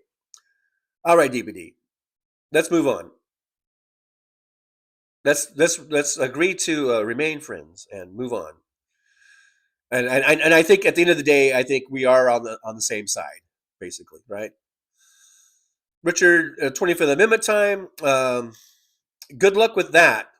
Good luck getting his cabinet to do that. Victor Harshman, NATO allies send troops to Greenland. Now, is this just you just saying that, or is this actually happening?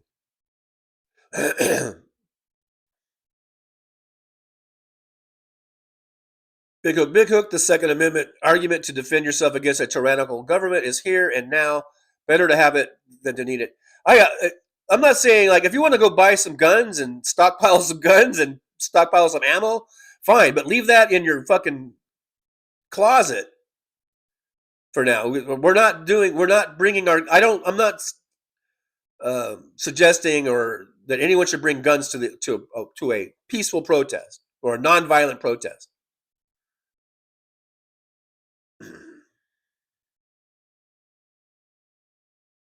Richard says the right to bear arms, Second Amendment, is the reason for the gun violence. Love Dragon says, in a perfect world, we would not have any guns. In a perfect world, I believe Mark Kelly would be the best president and his wife would be the best first lady in our history. Fuck guns.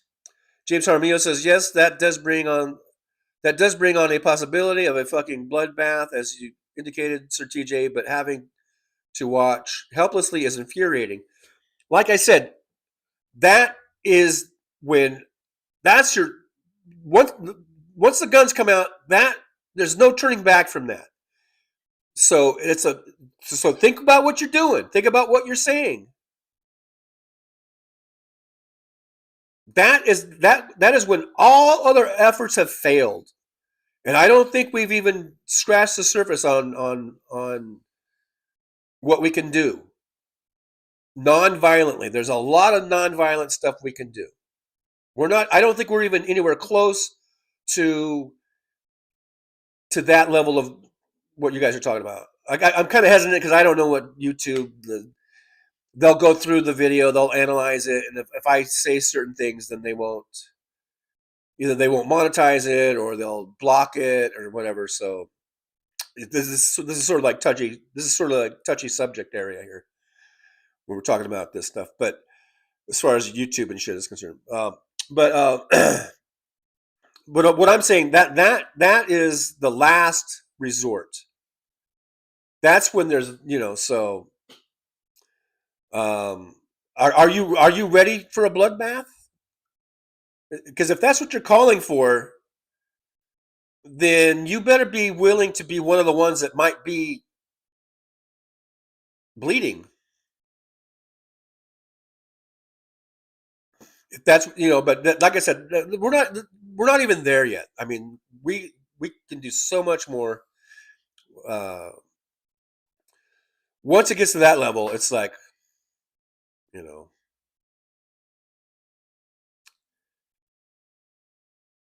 I don't know. I just don't think we're there.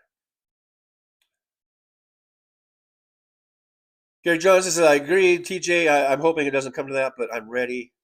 Yeah, I mean, be ready. You're going to be ready to do what you got to do, but let's work on some non-violent stuff. Like I said, hang in there because I think ICE. If what I saw on the Vaush YouTube channel, it sounds like ICE might be kind of falling apart, or at least kind of having a crack. And that first crack could lead to more cracks, and that ICE could be kind of crumbling apart just internally on its own without us having to do anything. I mean, I think the reason why they are crumbling is because of the peaceful, nonviolent protest primarily that's been going on, and seeing how they're getting disrespected. They're getting kicked out of Targets. They're getting kicked out of convenience stores. People are telling them to get the fuck out. They're getting kicked out of McDonald's. People are telling them, get the fuck out of here. Fuck ICE. Fuck you. You're not welcome here. They're not welcome. And this is up in Minnesota. Maybe if they were doing this down in Texas, they would feel more welcome. I don't know. But up there, they're not welcome. And I think, if according to what I saw on that YouTube channel last night, it could be a sign that they're sort of just going to maybe fall apart internally. Without us having to, like I say, do really anything other than just show up and hold signs, blow whistles, tell them to get the fuck out, all that kind of shit. Tell them you're not welcome here. Tell them that they are scum. That we don't want your kind here. They're maybe not all, but they're a bunch of little fucking snowflakes.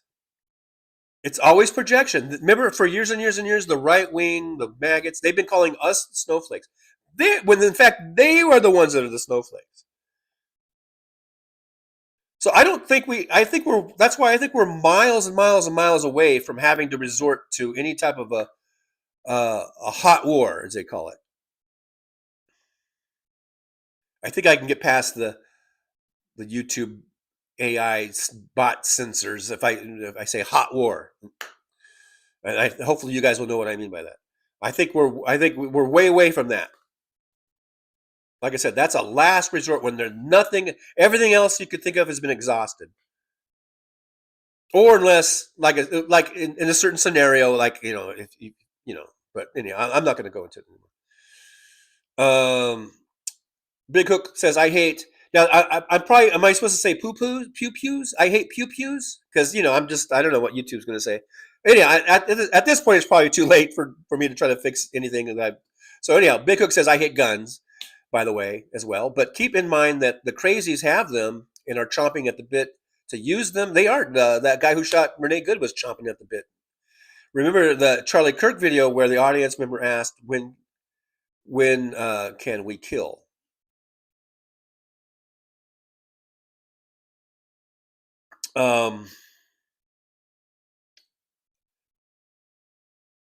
But I think there might be it might be surprising to a lot of people that there are a lot of lefties that also own pews.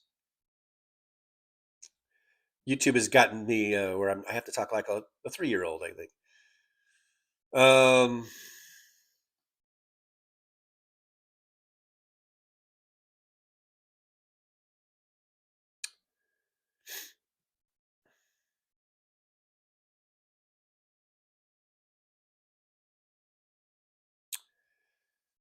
Look, Dragon says I'm from California. I'm not a big fan of Gavin Newsom, although lately he is starting to catch my attention. Kelly Krog at 2028. Look, you know what? I don't really give a fuck. I really don't give a fuck. In 2028, who our nominee is, unless they're just totally shitty. But I think we have a pretty deep bench. Is that the terminology? I think we've got a lot of really good candidates. Whether it's Newsom, and I know some people on the left hate Newsom because maybe he said some things about trans people or maybe that they don't like. I don't know. But I still maintain that Gavin Newsom would be infinitely better than any Republican. Any Republican. Even the most, I don't know, neutral or seemingly neutral Republican. I still maintain Gavin Newsom would be infinitely. And if you don't know what infinitely means, that means like forever. That means like there's no end to that number. Gavin Newsom would be infinitely better than anyone the Republicans have put up. So I don't care if it's Mark Kelly. I don't care if it's Gavin Newsom. I don't care all these other names you guys are throwing out. I don't give a fuck who it is. As long as they're a fucking Democrat, we will be much better off than we are now.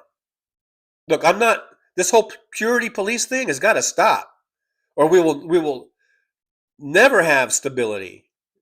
We will keep going back and forth between Republican and Democrat if it's always going to be about this purity police, this purity bullshit. We just need to get the best people in that we can, because I tell you what, like I said at the beginning of the show, if people had voted and showed up and voted for Kamala Harris, none of this shit would be going on. We would be talking about, the continued inflation coming down and wages going up, and I mean, I'm not saying it'd be all lollipops and I don't know, whatever the saying is. It would be all perfect and fine and dandy. I'm sure we'd have. There's always issues that come up. There's always things that come up, but we wouldn't be on the brink of losing our fucking country. We wouldn't be on the brink of being taken over by fucking fascist Nazis. We wouldn't be on the brink of World War III, which is what they were accusing Kamala Harris of if she got elected. Donald Trump was saying she would bring on World War III, and I think we're closer to World War III right now under Trump than we've ever been in my lifetime. He's siding with fucking Russia, and he is basically dismantling NATO. Because if the U.S. pulls out of NATO, there's no NATO, and Europe they'll circle the wagons. Yeah, we're closer to World War III now than ever, and this under Trump.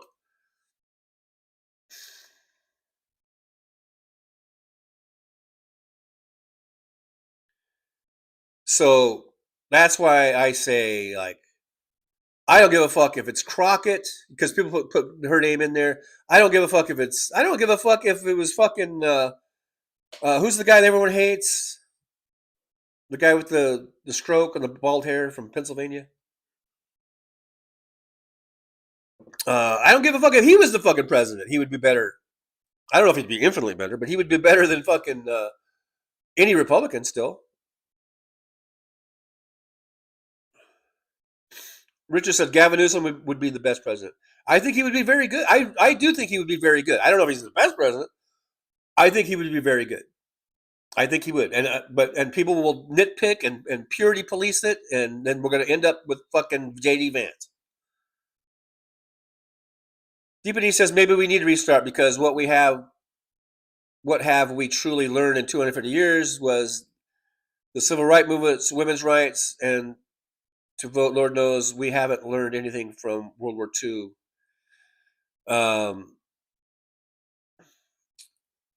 Yeah, but just know that to do that, it's going to take a lot of ultimate sacrifices. And if that's what needs to be done, I guess that's what needs to be done. But I'm maintaining that we're not there. We're not anywhere near there. We're very far from that. I think we can still save this thing and do it as non-violently as possible. I think we can still save it and make it better. I don't think we have to go the violent route. But why do that if we don't have to? Why do that if we don't have to? I think we can still save it. We just have to come together and rise up against it, and we can do it non-violently. Troll Sears says we don't need guns, we need justice.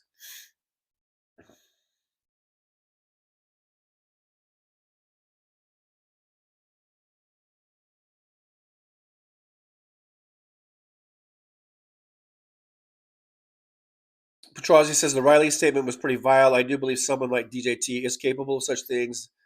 I hope it can all be verified.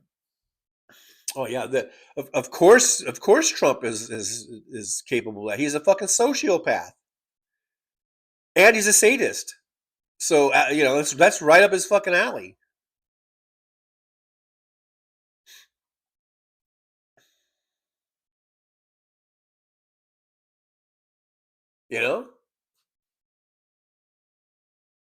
Just checking the time. We're almost at 2 hours.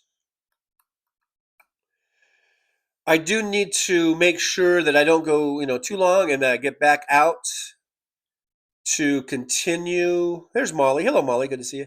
Says, I hope you're right. Of course I'm right. I'm Trucker John. To continue with my cab driving. I don't know if you guys have been watching the videos, but I'm trying to do 45 trips this week. And so this morning I posted another video of last night's totals. If you want to know where I'm at total wise with the totals, you got to watch the video. I'm not going to say. I'm not going to tell you what I did. I'm not going to tell you how many I got. You got to watch the video. James Armillo, I absolutely agree. If you're ready to spill blood, you damn well be ready to have some of your own blood spilled in return. I truly hope it doesn't come to that.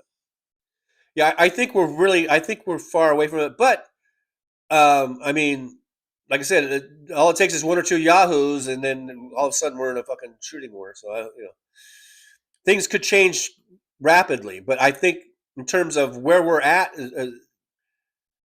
as far as exhausting, all of our options, I think we're way far away from that.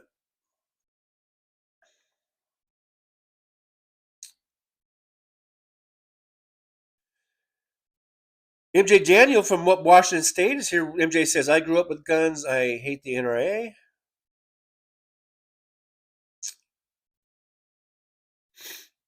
The Soulcraft's here. Hey, Soulcraft. Good to see you. Says, I think that too. By spring, Trump is going to be incapable of speech. Oh, yeah. I did skip over. I think Lug Dragon was saying there's going to be a major medical incident in 2026. Whether that happens or when it happens, I mean, I'm not going to get. I just don't really talk about that because it's just, it's going to happen when it happens. You never know. They say only the good die young. Adam the Woo died in his sleep at age 51 a couple weeks ago. And then a motherfucker like Donald Trump, who looks like shit, looks like he's already got one foot in the grave. That motherfucker might live another 20 years. I mean, you just never fucking know. You know, you just never fucking know. So that's why I don't really talk about that. I don't get concerned with that. I don't really. He's gonna go when he goes. Just like all of us. It could be today, or it could be 10 years from now. It could be 29, 40 years from now. Whatever. You know, it could be. You just don't know.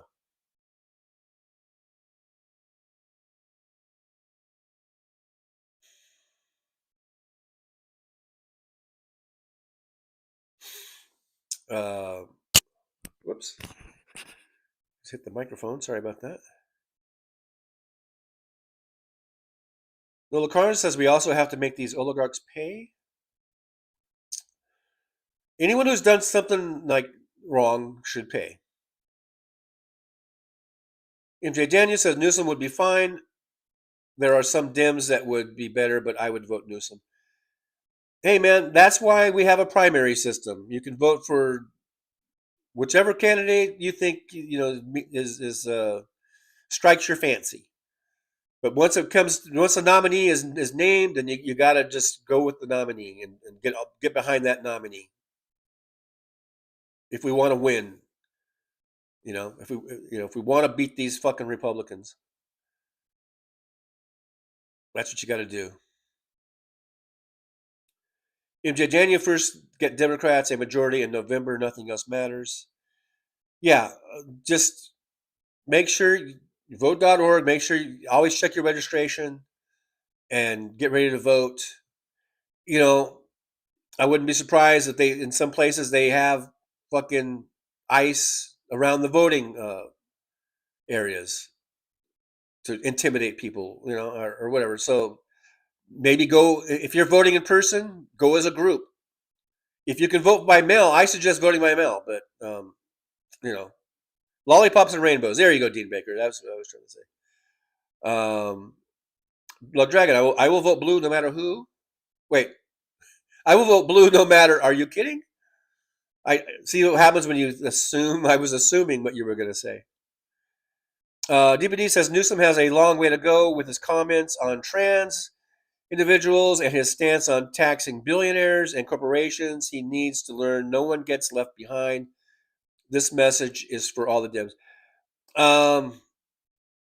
But okay, it's 2028. Gavin Newsom wins the Democratic nomination. By this point, maybe Trump has left this moral coil. I don't know. And we've got J.D. Vance. I mean, who's going to be the Republican nominee? Is it going to be J.D. Vance? Is it going to be Marco Rubio? Is it going to be Ted Cruz? Is it going to be, I don't know, Rick Scott? Who the fuck? Anyone? Who do you think the Republican nominee is going to be? Whoever it is, fill in the blank. It doesn't really matter. Gavin Newsom is the Democratic nominee. Now, I guess I am kind of preaching to the choir a little bit. I think most of you in here are going to say, of course I'm going to vote for the Democratic nominee. Of course, because even though he's got these issues, comments on trans and the thing about maybe you don't agree with his stance on taxing billionaires and stuff like that, he's still better than fucking J.D. Vance or whatever. So really, I guess it does.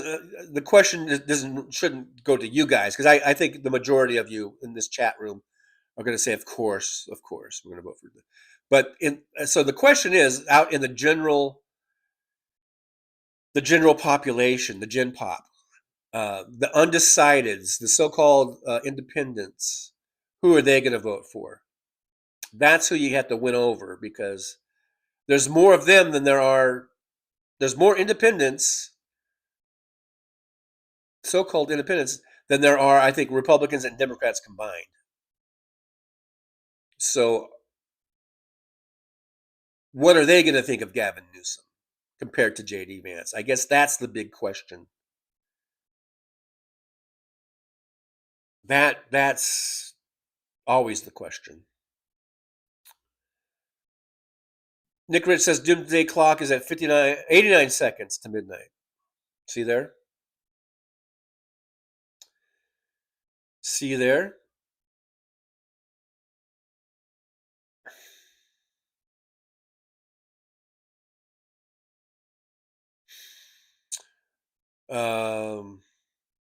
Brooklyn, hey Brooklyn, I'm proud of your driving. Thank you, Brooklyn. Yeah, I'm gonna go out again today and try to get another bunch of rides and see if we can get to 45. Again, if you guys want to know where I'm at on that, you have to watch the video. Bill Carnes says, I wish John Fugelsang could be president. He would calm the nation down. I'm reading his book. But he's not running. And he doesn't have, as far as I know, has no aspirations to ever be the president of the United States. So it's kind of, I mean, I know we're just having a conversation. I understand. But a lot of times people have these wish lists that are just,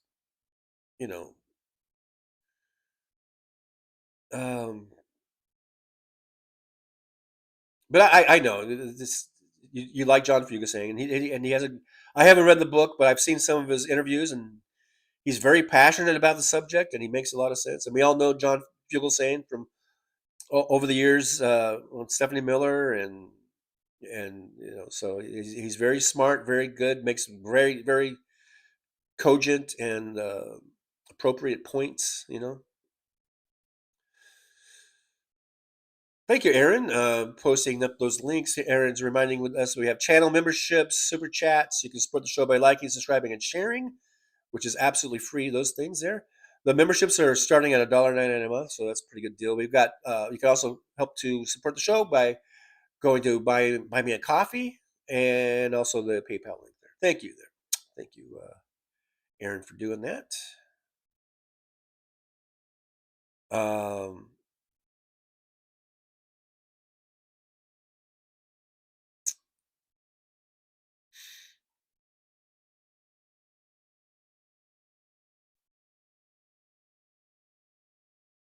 DPD DPD says, keep in mind the Congress and Senate could have the Congress. Well, yeah, I'm not going to get into that. Have pulled.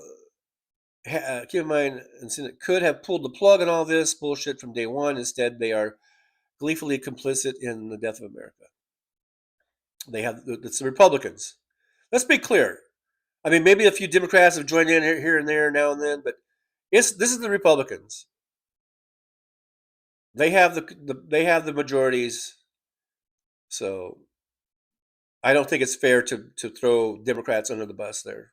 Not that you were doing that, but just people do that.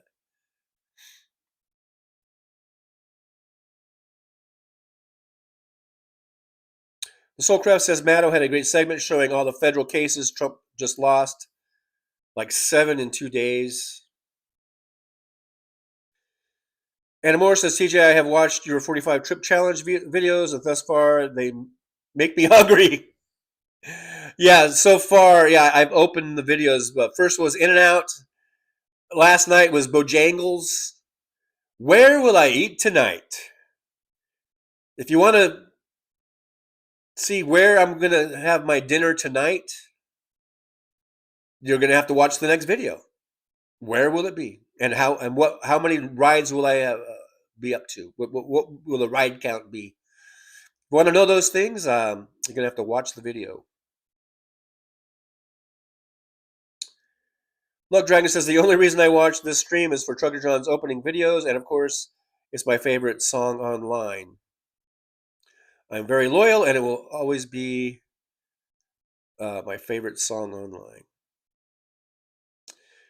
Richard from our expat from down under says, JD Vance and his eye mascara makeup. I know, every time I see that motherfucker, I'm like, dude. I mean, all right, I guess, it's a free country, and I shouldn't eye makeup shame someone. But still, I'm like, dude, how much time do you spend applying that? Or did you go with the permanent makeup route? So I don't know. Whatever. Whatevs. MJ Daniel says Obama was not the best on trans and gay issues either. People learned and changed. I think Newsom will be fine. Yeah, Obama said he evolved, right? As long as we're evolving, I'll give someone a chance. You know.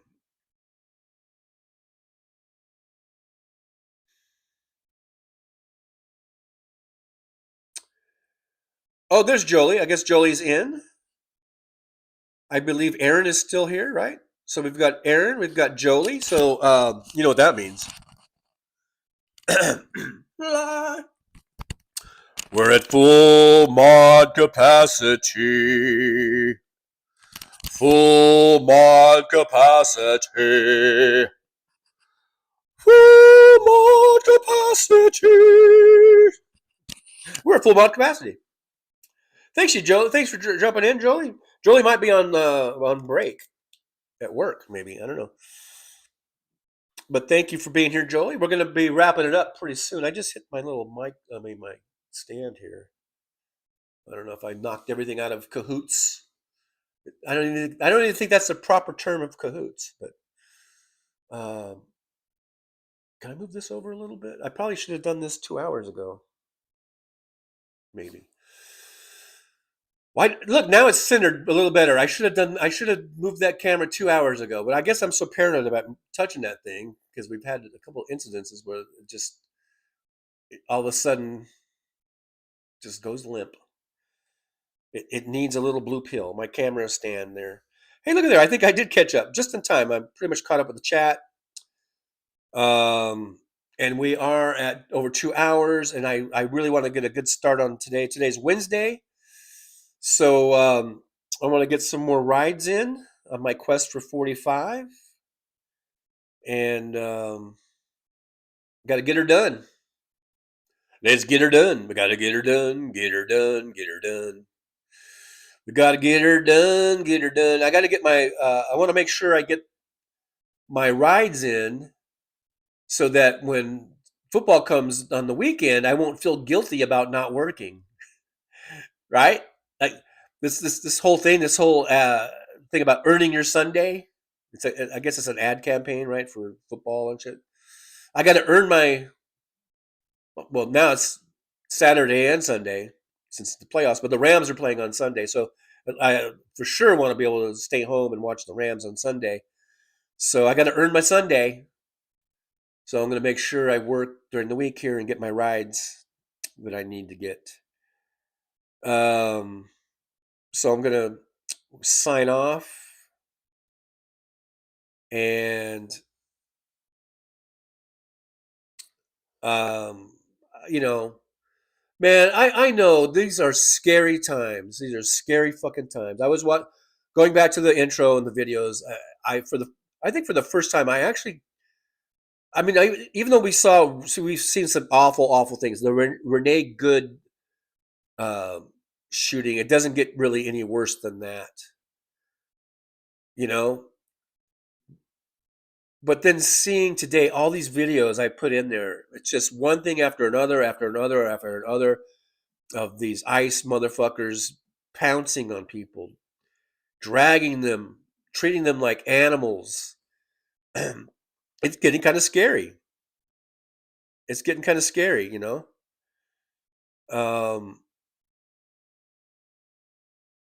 But that's when we need to come together even more. When we're feeling afraid, and we can't lose hope. So we need to have faith in one another and come together and rise up in unison against these motherfuckers. And we can do it non-violently. We can absolutely do it non-violently. So let's keep that in mind. Hopefully we'll all be here tomorrow. I'll be back again tomorrow.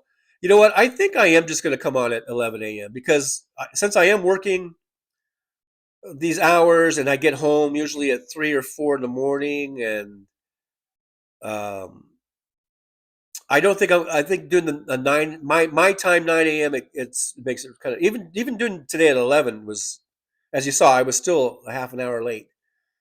So I think I might just do 11 a.m.s. Even if we go up against Boston Brian, that's fine. You guys can. I love Boston Brian, and I can't. We can't program around everybody, right? We're always going to bump up against each other on these shows. That doesn't mean we don't like each other. Boston Brian and Texas Paul. Um, there's a whole bunch of people. We're always going to be our shows will always be kind of overlapping. So I guess I just can't worry about that. I'm just going to do 11 a.m.s. I think I'm from now on just Monday through Saturday. I think I'm just going to do 11 a.m.s because at least until I get a car. That's the whole thing. Once I get a car, it's a 20-minute drive home. So it's the whole thing about doing the bus and but truth be told, I did Uber home last night because I missed the bus.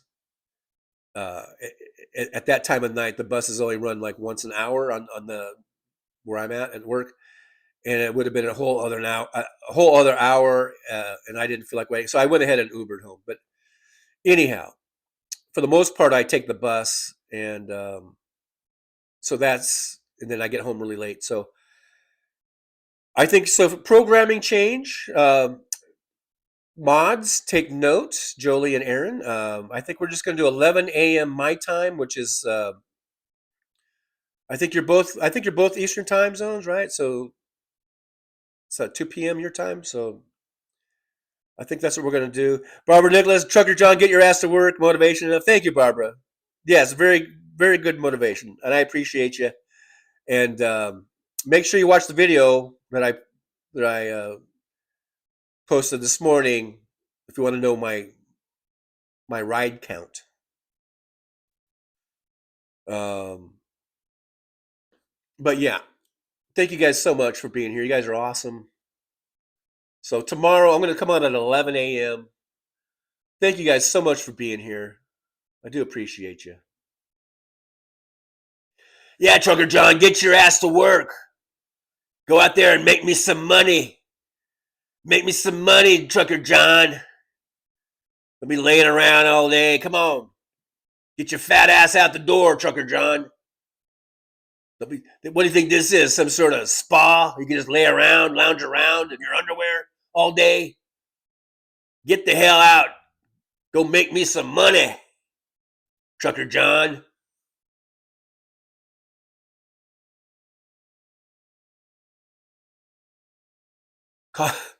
Yeah, well, I'll just say it a little more nicely, but yes, Trucker John, Tough Cookie and I would appreciate it if you would go out and make some money. Because as you know, we are virtual characters and we can't do that. So we need you to go out there and do your thing. Do your driving thing. You're the driver, Trucker John. So go out there and drive. You drive. You drive like your life depends on it. Because it does. Anyhow, back to you guys in the chat. Thank you guys for being here. And there he goes. Thank you. Thank you so much. If you haven't subscribed, guys, please hit the subscribe button. It's absolutely free. It doesn't cost you anything. Trucker John has this grandiose, I don't know, dream. Maybe it's a fantasy. I don't know. That someday he'll have like 1 million subscribers. Right now he's at 4,290, so he's got a long way to go. So if you haven't hit that subscribe button, please do so. And if you guys can think of ways of getting his show shared around the world, around the internets, please do so. Please do so. Anyhow, thanks for being here, guys. We'll see you tomorrow, 11 a.m. Trucker John just sprung this on me about the 11 a.m. thing. I'll have to adjust my virtual calendar, apparently.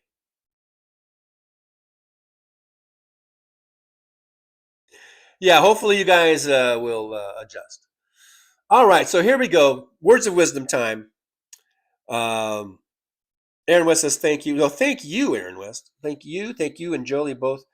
DPD, I forgot about boycott Uber because Bill Ackman owns them. Oh yeah, Bill Ackman, that motherfucker. And Chipotle, yes, I'm definitely boycotting Chipotle. I didn't boycott Uber last night, and Lyft is more expensive. I'm trying to save money. Anyhow, well, hopefully I'll not miss the bus tonight. All right, guys. Yeah, Josh says it'll be fun when TJ is in the market for a used car. We can all keep an eye on Craigslist. Yeah, hopefully soon. Hopefully soon. Anyhow, all right, guys. I got to stop reading the chat because I'll keep going for another half an hour. Thanks for being here. I'll see you guys tomorrow, 11 a.m. Pacific time. There's like hair here. Thank you guys for being here. Oh, yeah, words of wisdom. Are you guys ready? You got your pad? I got my pad over here, but I'm going to read off. I've already memorized the words of wisdom. So today's words of wisdom, get your pen, get your paper out, write this down. These are really, really good, really, really good. For today's words of wisdom are as follows. Okay, guys, now just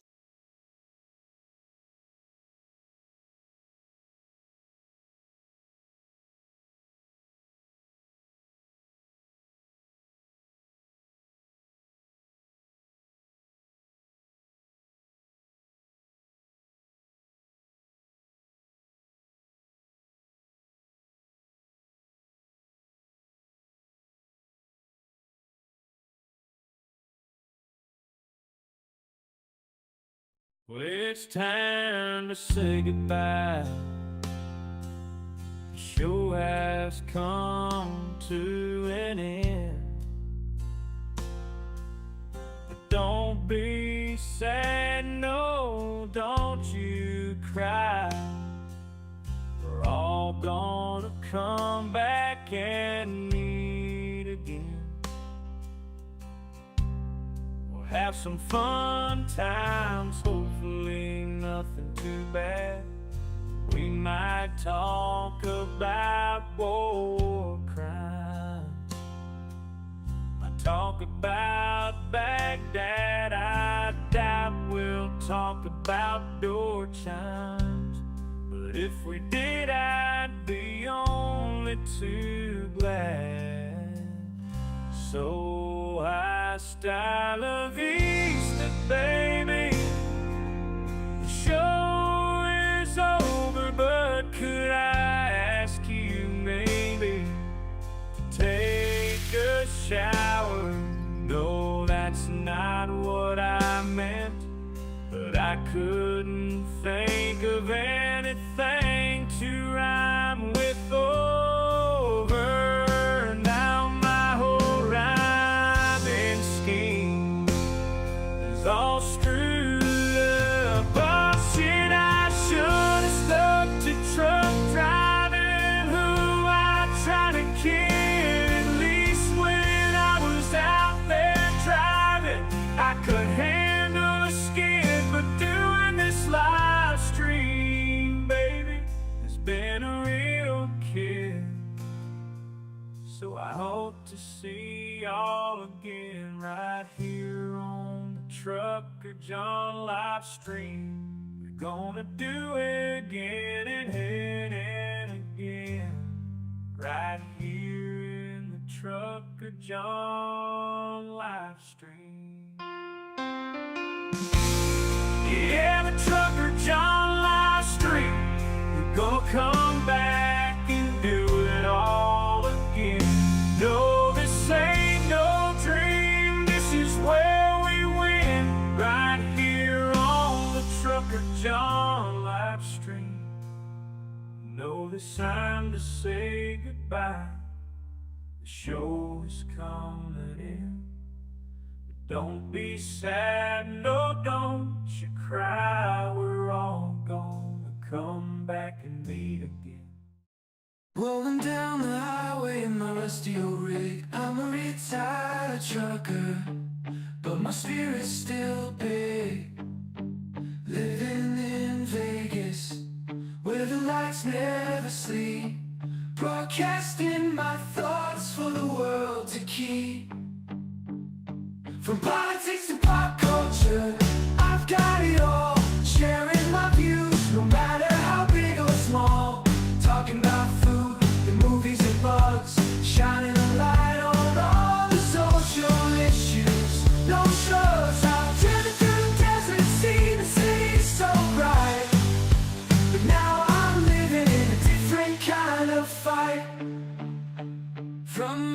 apartment in Las Vegas. I hold the key, exploring the world through my live stream for free.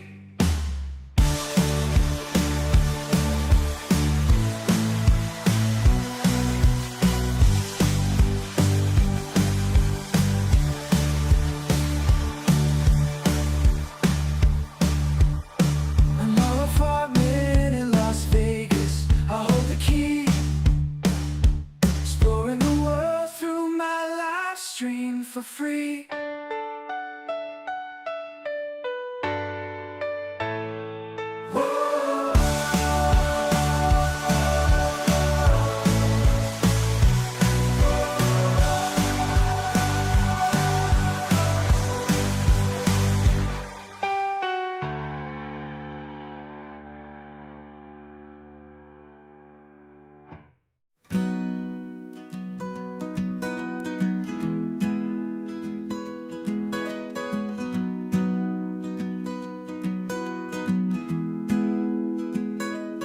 So you want to take a trip down Paradise Road, but it ain't that pretty, it ain't paved with gold. Everybody's got the dirty little secrets, everybody's got some things unknown. But if you ain't real careful, baby, it'll cut you down to the bone.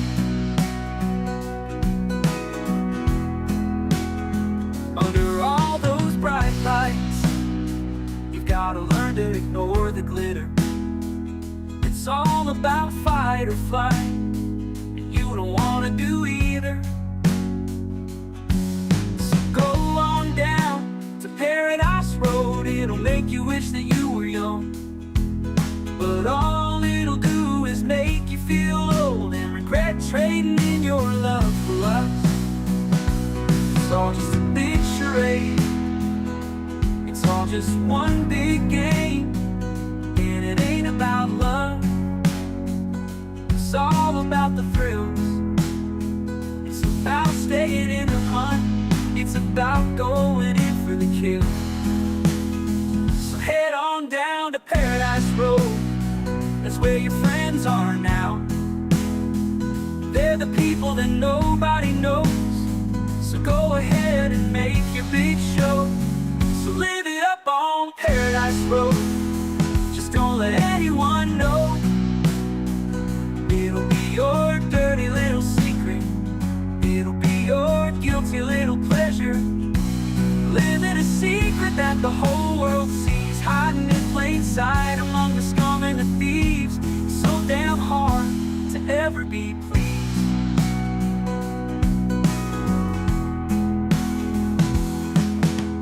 Everyone wants to live the good life, everybody wants a piece of paradise. But where would you run? Where would you hide? What would you do to buy a little more time? Grandiose dreams of happily ever after are really just another day's end. And when the sun goes down, you just lay there wondering, can you really do it all again? You're praying for one last shot, you're hoping for one last big win.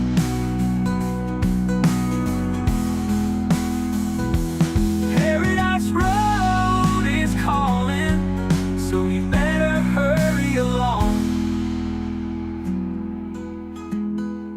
Paradise Road is calling, so you better hurry along.